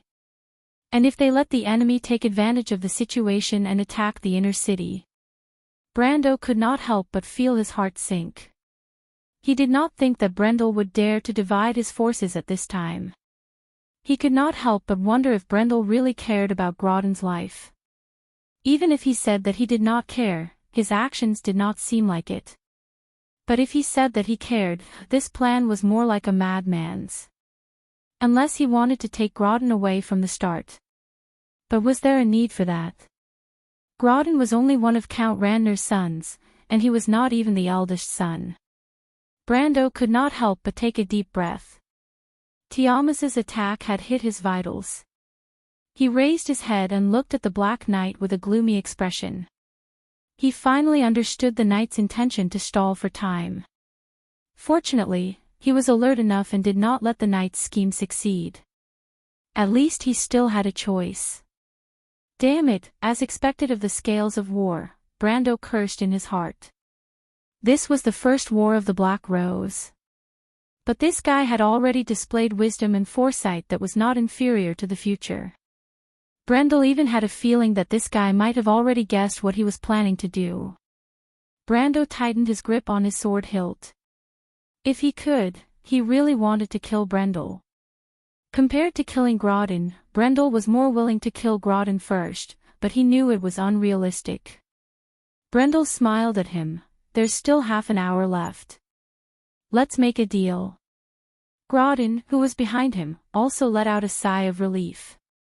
The Baron squeezed out an ugly smile from his stiff face. He looked at Brando, who seemed to be stuck in a dilemma. and his heart was filled with a sense of schadenfreude.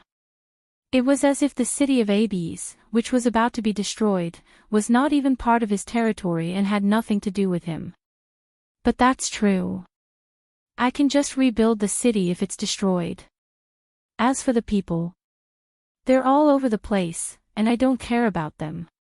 He was more concerned about Brando's feelings.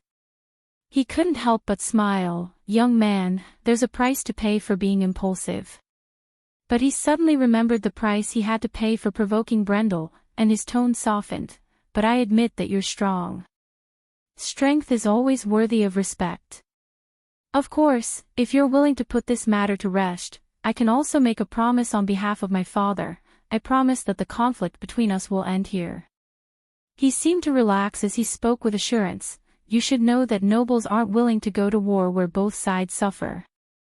But there's one more thing. My adopted daughter is still in your hands. He was about to continue the topic when he saw Brendel turn around and stare coldly at him from under the metal mask.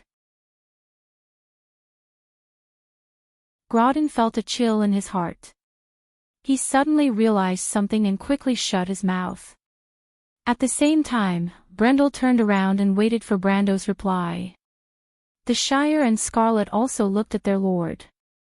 Brando replied coldly, compromising again and again, Tiamas. Do you think I'm a complete idiot? Or are you willing to give up? I know these skeletons can't stop you, my lord, but what about your subordinates?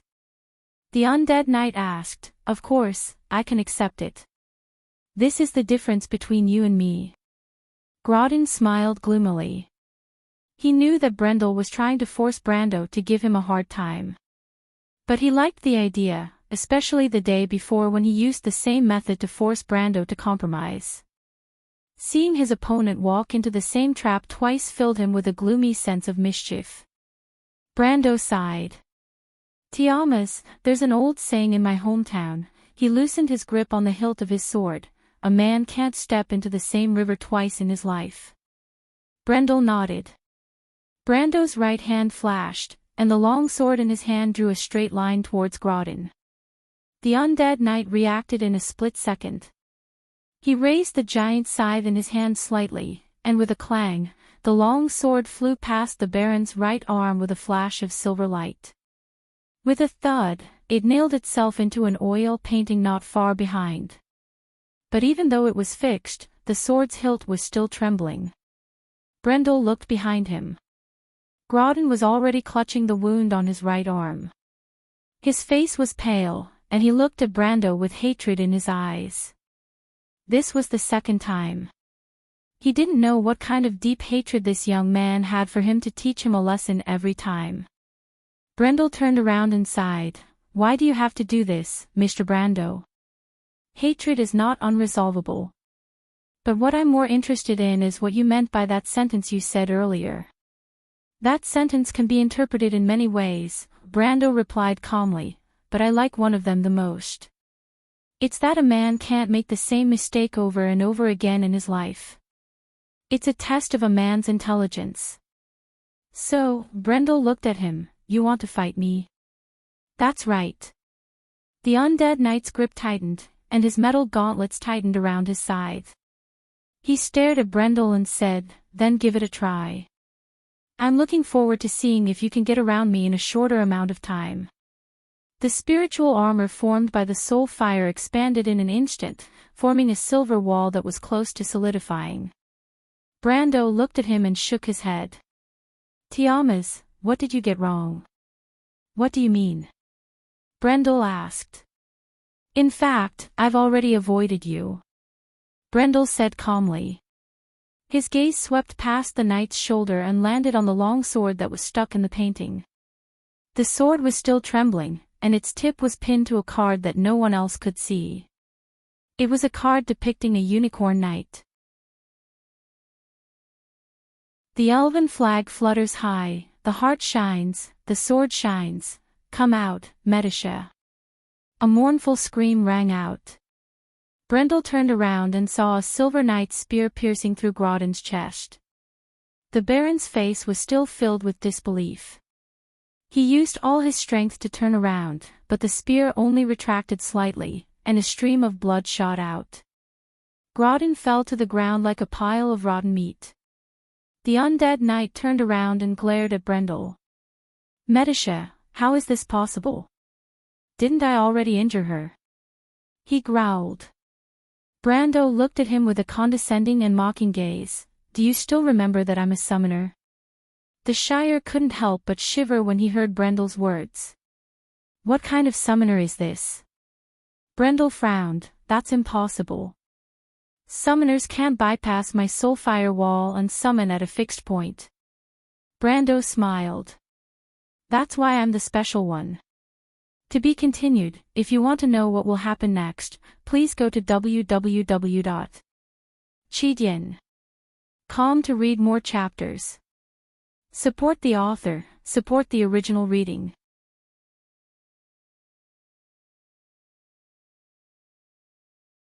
Chapter 238. The slender sword pierced through the skull, and the last undead terracotta also lost its strength and fell to the ground. The female mercenary with long red hair held her sword with one hand and panted heavily as she looked around. Her emerald eyes reflected the corpses and skeletons on the ground. The battle was over. Although they paid a heavy price, they managed to repel the attackers. Janna heaved a sigh of relief and sheathed her rapier in a black leather sheath. Leader! A shout came from behind. She turned around and saw a young man running out of the crowd. The female mercenary saw the young man running in front of her, but she stopped him and said, "No need to say anything, leave some people behind to take care of our injured brothers. The rest of you, come with me. We've wasted enough time, we need to take control of the west gate before the undead army arrives." Wait! The young man called out to him breathlessly. What's wrong? Yuta frowned. It's too late, the young man said loudly. When we were fighting with the monsters, Rat, and the others saw the magic beacon from the south. Leader, it's too late, the undead have already arrived. If we go there now, we'll only face the undead army. The female mercenary leader stopped and looked at him. What else did Rat say? Rat said that our only choice is to give up. We'll break through the encirclement to the north and leave Abes. If the undead come, we'll all die here. If we leave, what about the others? Leader, can we change anything by staying here? The young man said anxiously. Bastard! The female mercenary leader punched the wall. Tell our people to prepare. Tell the owls, gray wolves, and brown bears to lead people along the 3 streets. Since we can't stop them from entering Abes, we'll stop them from entering the city. Leader, you're crazy. The man shouted. We have less than 300 people, and there are thousands of them. We can't stop them without the city walls. The female mercenary leader pressed her chest and gritted her teeth. We have to stop them even if we can't. Do you want me to break my promise? Leader. The young man was startled. What are you waiting for? But is it worth it for a noble? The youth took a deep breath. That young man is also a noble. He only helped us because of the conflict between him and Grodin. In the end, they were still the same kind of people. Why should we fight for people like them? The man gritted his teeth and shouted at her, Leader, your sister and parents died in the hands of those damned nobles. Most of the brothers under your command also had the same experience. Everyone respected you, so we came together. Why should we die here for that kind of person? Let them fight amongst themselves. Yuta was stunned. She sighed and raised her head to say something.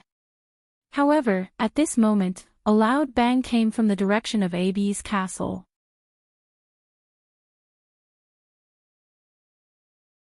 Everyone turned around and saw a beam of white light rising into the sky from the darkness. It was a magic beacon. A pure white beam of light pierced through the night sky, as if it had pierced through the darkness of the world. The light seemed so pure and flawless against the deep background, as if it was the first tale of Mother Marcia in the darkness in the epic of the creation of the Kurlutz people. It was the first light that depicted the birth of the world. Light was born from the darkness, giving all things wisdom, nobility, and spirituality. At that moment, Yuta and her assistant raised their heads in a daze, their eyes reflecting the light in the darkness. They watched as the light rose to the highest point and exploded. Then, it turned into a message that was commonly used in the army. The words shone in the night sky and did not fade away for a long time. The red-haired female mercenary captain raised her head, and a deep glint flashed in her dark green eyes. "Grodin is dead, my lord wants us to reply immediately," she said calmly. "My lord." The youth looked at her in shock. Yuta lowered her head and smiled at the youth. "If Cornelius dared to choose this path, why wouldn't I? Grodin is dead, and that young noble gave me an answer. From now on, he will be my follower." She smiled and shook her head. "Unfortunately, the time is too short." "But, no buts. Can we reply?" Yuta asked. The youth shook his head. "Those liches use dark magic to silence the entire street. Other than the light and dark elements, no other elements can enter. But we don't have any wizards or priests in our group. Our strongest elementalist is only an iron-ranked warrior, and we can't cast any spells." "What about the signal arrow?" Rat said that the arrow is ignited by elements. Yuta gritted her teeth and looked at the other side of the street. "Then we'll use our own method to buy some time for our lord." "Leader." But the woman's face had already turned serious. She was silent for a moment, raised her head, turned around, pulled out her thin sword and waved it to the right. "Everyone has one. Listen up. Someone gave us an answer with noble actions, but now we've lost our promise. Fortunately, we can still salvage the situation. So I order you to move forward and drag those damned skeletons here. Or let them step over our corpses." The street was silent for a moment, and only Yuta's solemn order echoed for a long time. Everyone stopped what they were doing and looked at the regiment commander subconsciously. "Answer me, there are no cowards among my men. There are no cowards." The mercenaries raised their weapons. The young man stared blankly at Jana. He wanted to say something but was interrupted by the female mercenary commander. "You don't have to say anything. You know that I won't change my mind easily once I give an order." "But leader, why do you have to do this for a noble?" Yuta smiled gently. She lowered her head and patted the youth's face. "I know nobles better than you, little one. If that young man was a noble, he wouldn't have killed Grodin. This is the rule between them, and no one has ever broken it in the past few hundred years." She raised her head and looked at the dark night. "But no matter who he is, at least from this moment onwards, our deal is done." The youth was stunned for a moment. At the south gate, the fierce battle was still ongoing. Under the supervision of the Firebrand Legion's Grand Commander, the mercenaries maintained the same rhythm time and time again, engaging in a tug-of-war with the skeletal army without any regard for their own losses. The battle in the darkness seemed to be endless. Everyone could not help but feel exhausted. As far as the eye could see, all they could see were piles of white bones. The humans and the undead exchanged losses, and the corpses piled up like mountains. However, the most they could do was to maintain the battle line above the ruins. Fortunately, the breach in the city wall was only 10 meters wide, and most of the iron-ranked mercenaries were barely able to stop the undead army that outnumbered them by 100 to 1. In fact, the mercenaries understood this, and they were willing to pay 10 times the amount of blood to repair the breach in the city wall. It was no longer a battle, but a mincemeat that lacked the beauty of battle tactics. The commanders of both sides were like grim reapers, silently adding more lives to the short 10 meters of flesh and blood battlefield. But to Madara's side, the liches could emotionlessly push the skeletons to the center of the table as if they were worthless chips. And this was the most chilling thing for the humans. Crossbowmen in position, reload the blunt arrows. The leaders of the mercenaries acted as heralds at this time. They watched as the experienced warriors unscrewed the corks of the bottles of holy water and poured it on the bundles of arrows. They could not help but feel a little sad. In normal battles, they rarely used these consumables so extravagantly. The warriors raised their four-armed crossbows, aimed, and fired. Then, there was a shrill sound, as if an invisible wall had swept through the rows of skeletons below. The skeletons fell without warning and immediately turned into ashes in the white light. Rabin stepped on a pile of skeletons with one foot and carried his sword on his shoulder with one hand. He had just indifferently replaced the exhausted first team with his second team. Then, he ordered a small mercenary group to carry the wounded down from the city wall. To him, this battle seemed endless, just like the battles he had experienced in Karsuk. Rabin calmly commanded. He knew how far Madara and himself could go.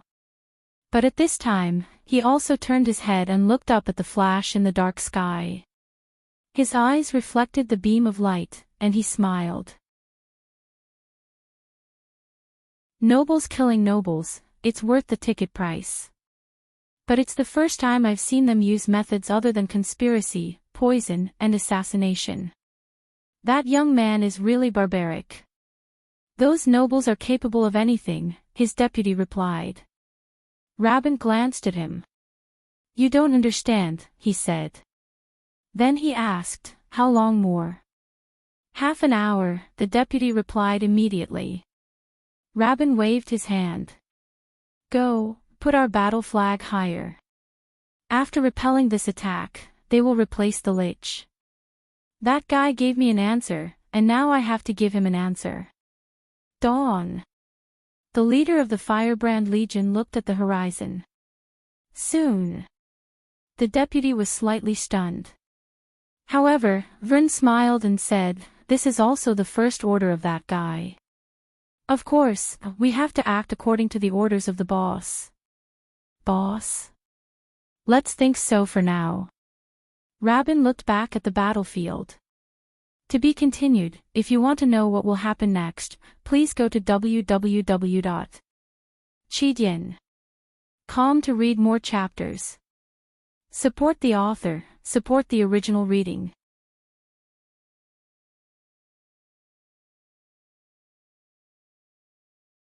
Chapter 239. The main hall of Abe's castle was bustling with activity. Brando, Medisha, the Shire, Scarlet, and the Nightsong Tiger were all gathered together. They watched as the mercenaries carried a huge dusty map out of the basement and placed it on a long table.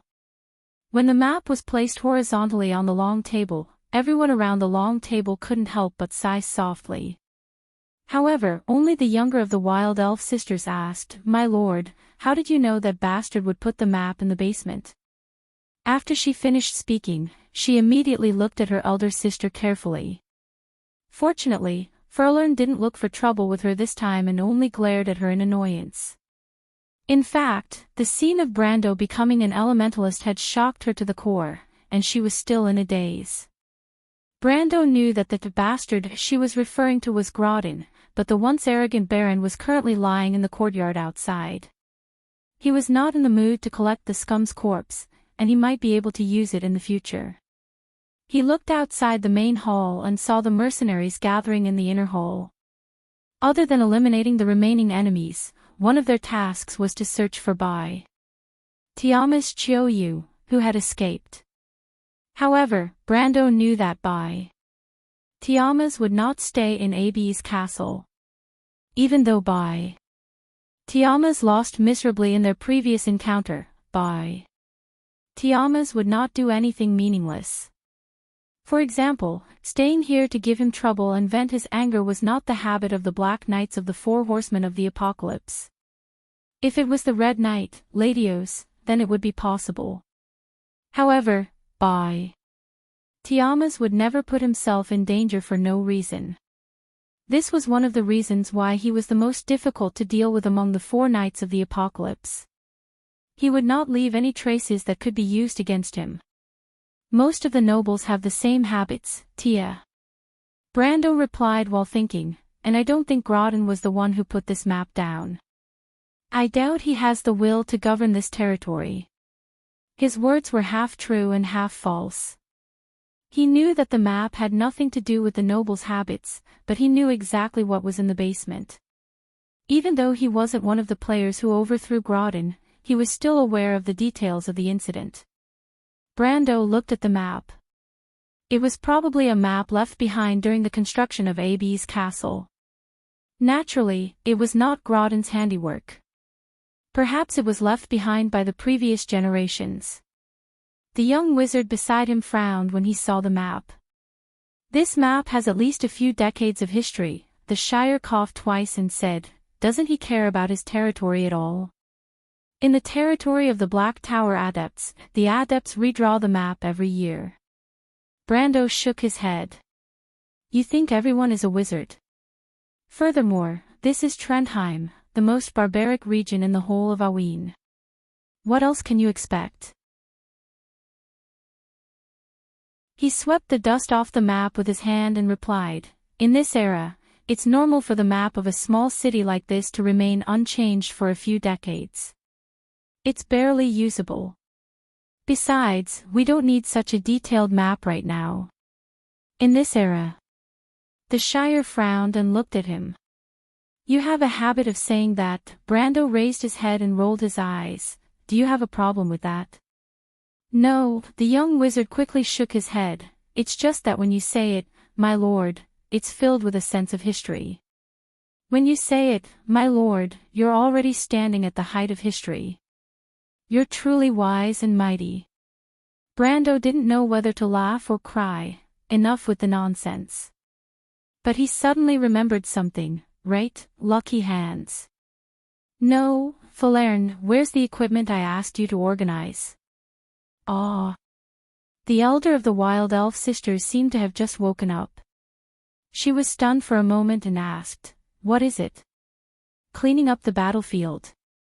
Oh, Falerne was slightly startled. Is it the remains of that skeleton? Speaking of which, there's something strange that I wanted to ask my lord. Something strange. Brando paused for a moment. The equipment dropped by a gold-ranked commander of Madara like Cabia's wouldn't be that bad.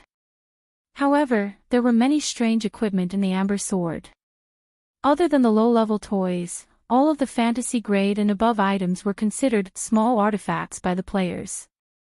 That was why he couldn't help but be curious when he heard what Lucky Hand said.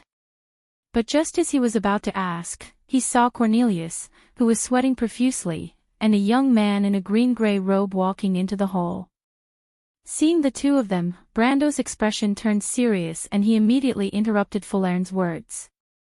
He hurriedly asked Cornelius, how is it? We're well rested, my lord. We can set off at any time. Cornelius carefully glanced at him and replied. His words were like a signal, and everyone in the hall picked up their weapons and stood up from their seats.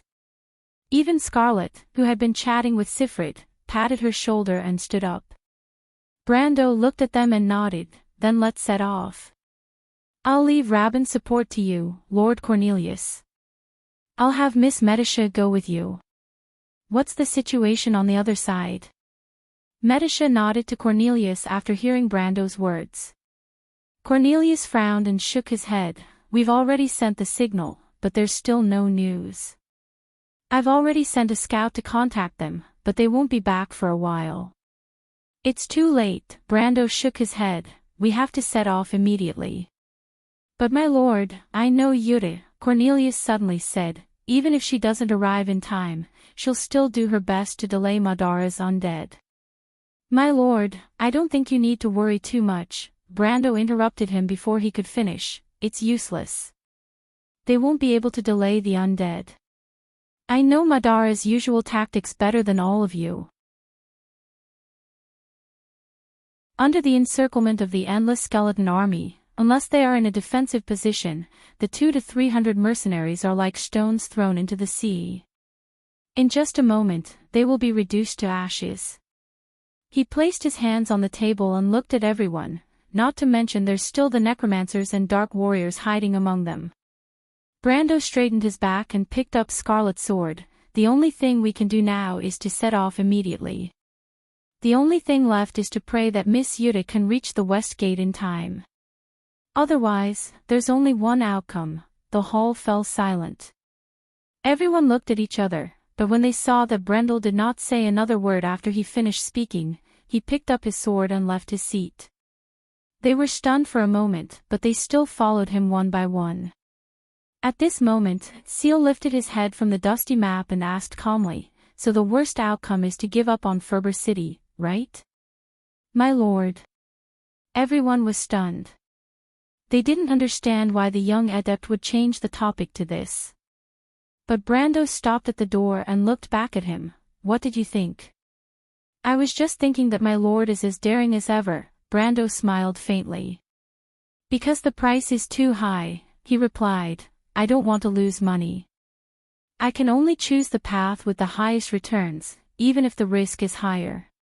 But like I said, a dead man won't care if there's 1 or 2 ropes around his neck." "That's true, but now I know that my lord and Miss Roman are a perfect match." Brando smiled. "My lord." The Nightsong Tiger did not understand. "The Shire's words are exactly what I plan to do," Brando nodded.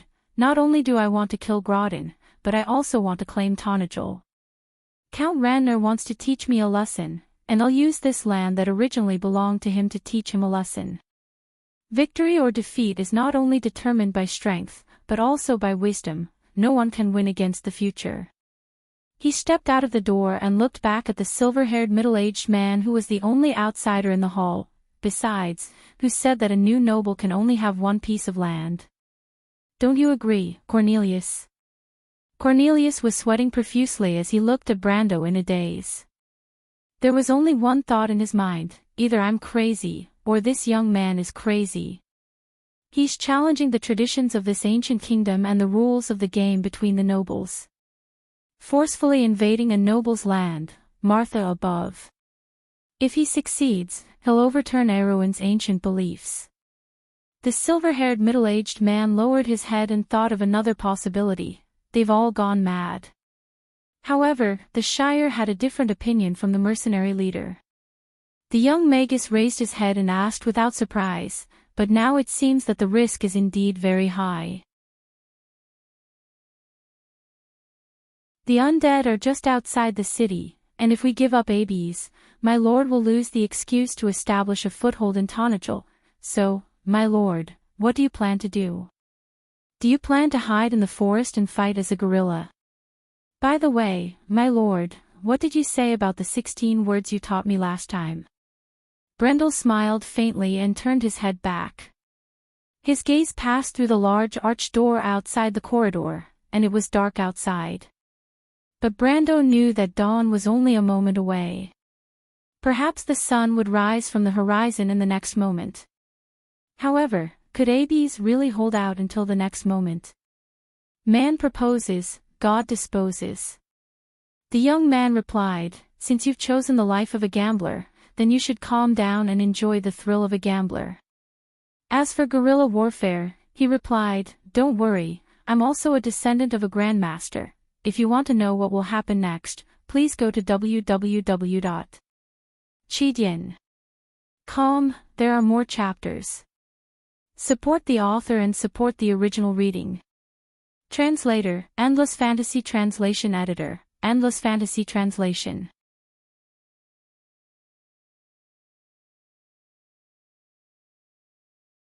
Chapter 240. There are no enemies. There are no enemies on the left either. Those damn skeletons aren't here either, shouts could be heard on the empty street. Yuta turned around. Her anxious dark green eyes reflected a faint light. Where did those undead go? The mercenary leader's slender fingers pressed on the handle of her rapier. The doubts in her heart were like a fog that gradually spread out. Everyone looked around in this fog, but they couldn't find anything.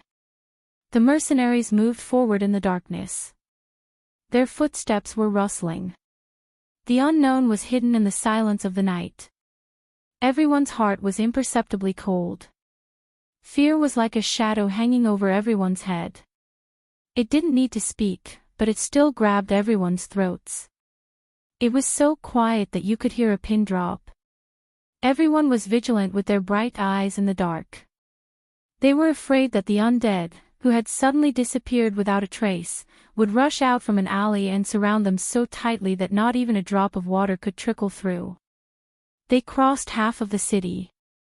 They thought that they would encounter those bloodthirsty undead on the way and then engage in a life-and-death battle. But the enemies seemed to only exist in their imagination. The undead at the west gate didn't seem to exist at all. Could it be that the young noble made a wrong judgment? Yuta turned around. The light from the illuminating crystal in the young man's hand penetrated deep into her eyes, reflecting his pale face due to malnutrition. "Leader?" the young man asked. "What? Could it be that the noble made a wrong judgment?" He whispered, "Could it be that they went around to the north?" "Impossible," the mercenary leader firmly denied this judgment. "Every second counts on the battlefield. The enemy's commander can't be an idiot." "But..." The young man still wanted to say something, but someone in front of them shouted, "Leader!" Both of them were startled and looked in that direction at the same time. "What's wrong?" "I found something," that person shouted. "Come and take a look." Yuta and the young man looked at each other, nodded, and followed. But when she turned the corner, she was stunned. The scene on the long street had completely changed. It was as if a fierce battle had taken place here. As far as the eye could see, there wasn't a single intact stone slab on the ground. All that could be seen were large pits one after another. The cracked stone slabs seemed to have been overturned by some kind of powerful force from the ground. Some of them were even thrown dozens of meters away.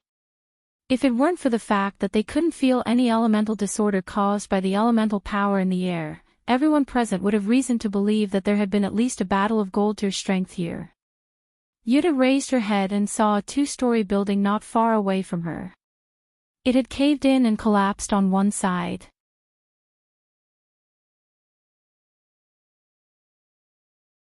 She quietly pursed her lips and put her hands on her knees, motionless. It was as if everything in front of her had nothing to do with her. With a loud bang, a vine that could only be hugged by two people suddenly rose from the ground. Along with the gravel and soil, it formed a bough and whipped towards the white skeletons under the night sky. The vine, which was dozens of meters long, swept across the sea of skeletons. With a series of crackling sounds, countless broken skeletons were thrown high into the air and swept to the side.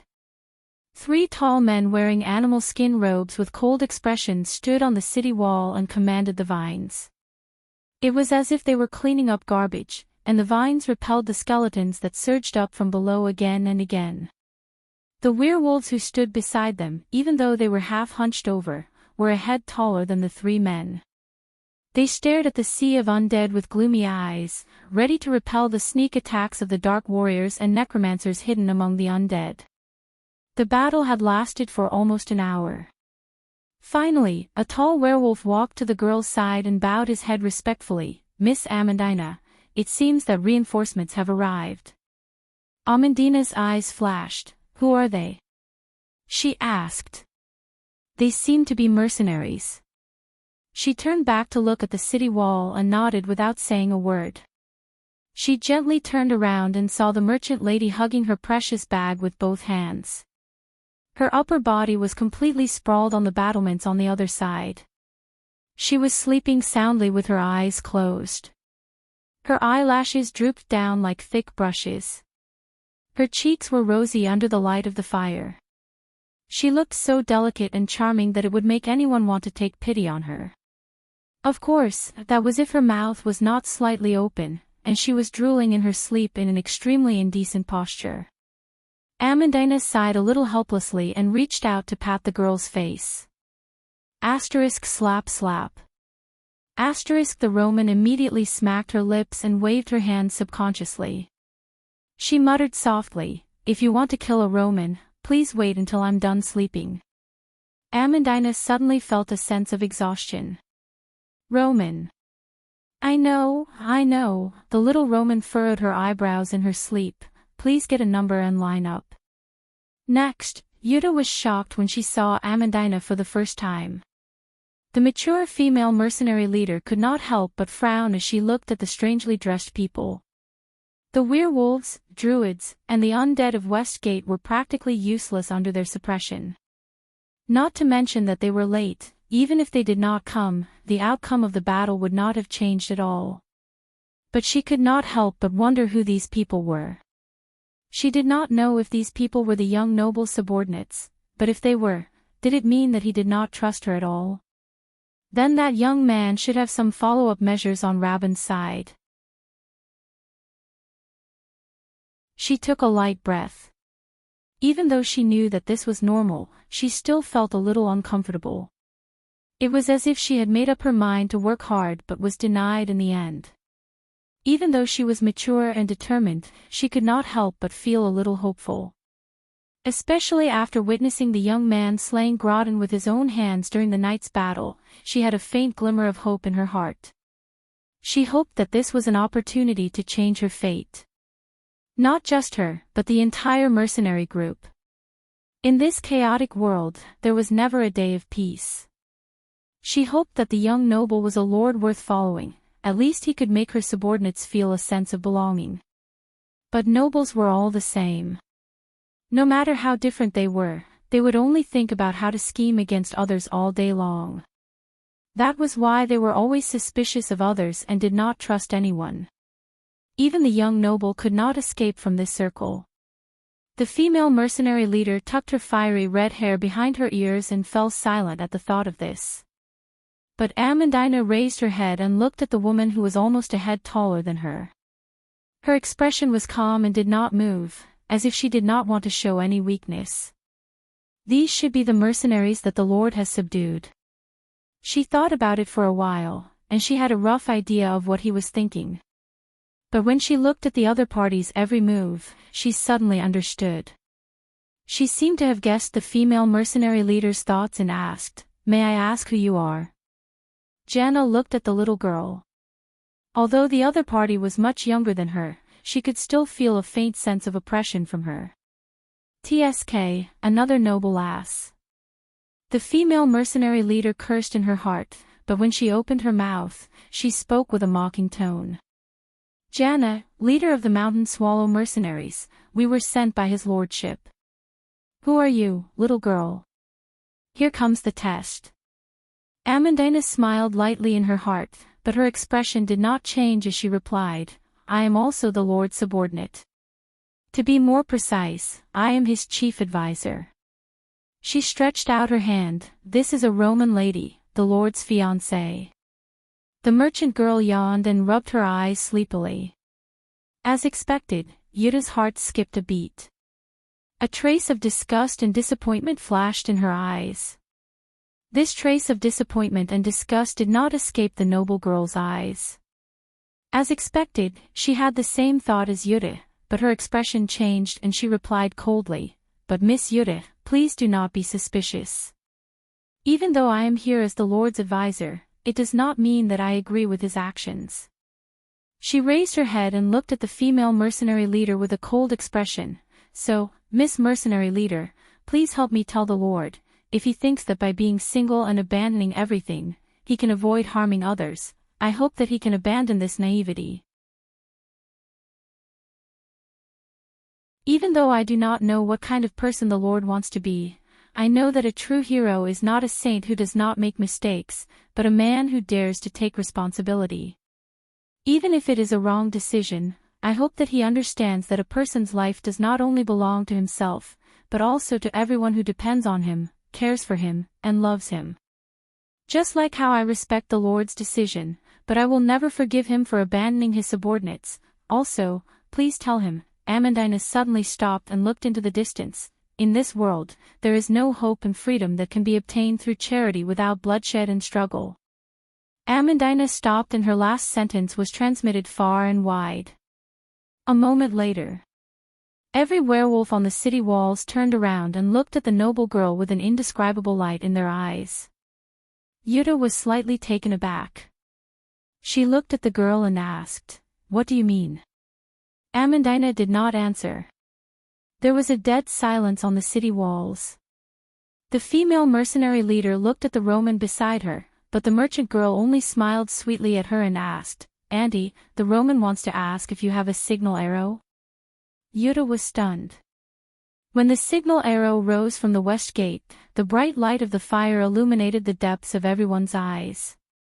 Brando, the Shire, and Scarlet behind him stopped in an instant, and the mercenaries following them also stopped in an instant. Everyone subconsciously raised their heads to look at the resplendent light. It was like a prayer, a blessing, telling everyone on the battlefield. Telling them that they had won. Brando took a deep breath. If he was a gambler, then he would be the luckiest one. This was because the moment the roulette stopped, the needle of fate had precisely opened the door on the only path. As for what was behind the door, he might not be able to see it clearly, but at least he knew that he had won again. He had taken the first move from Madara and Grodin's hands. However, at this moment, Charles turned back to look at his lord. The young wizard smiled and said, "So, after the darkness, it's already the dawn of the world." "My lord." "No," Brando looked at the ray of light and shook his head, "it's just that, I can already see the ending." Author's note, the last chapter of the Dusty Kingdom. It took some time to come up with this chapter, so I'm going to take a break after the explosion to think about the next chapter. I'm going to have to deal with the double monthly votes that are coming soon. Sigh. May the round god bless me, Godi Sagral. To be continued. If you want to know the future, please go to www.chidian.com to read more chapters. Support the author, support the original reading. You're tuning into the LoveLore Library YouTube channel. We're so grateful for your support, and don't forget to subscribe to join us on this incredible journey through captivating stories. Your generosity through donations truly makes a world of difference, as it's the primary source of revenue that allows me to expand and enhance this channel for you. Thank you from the bottom of my heart for being a part of this adventure.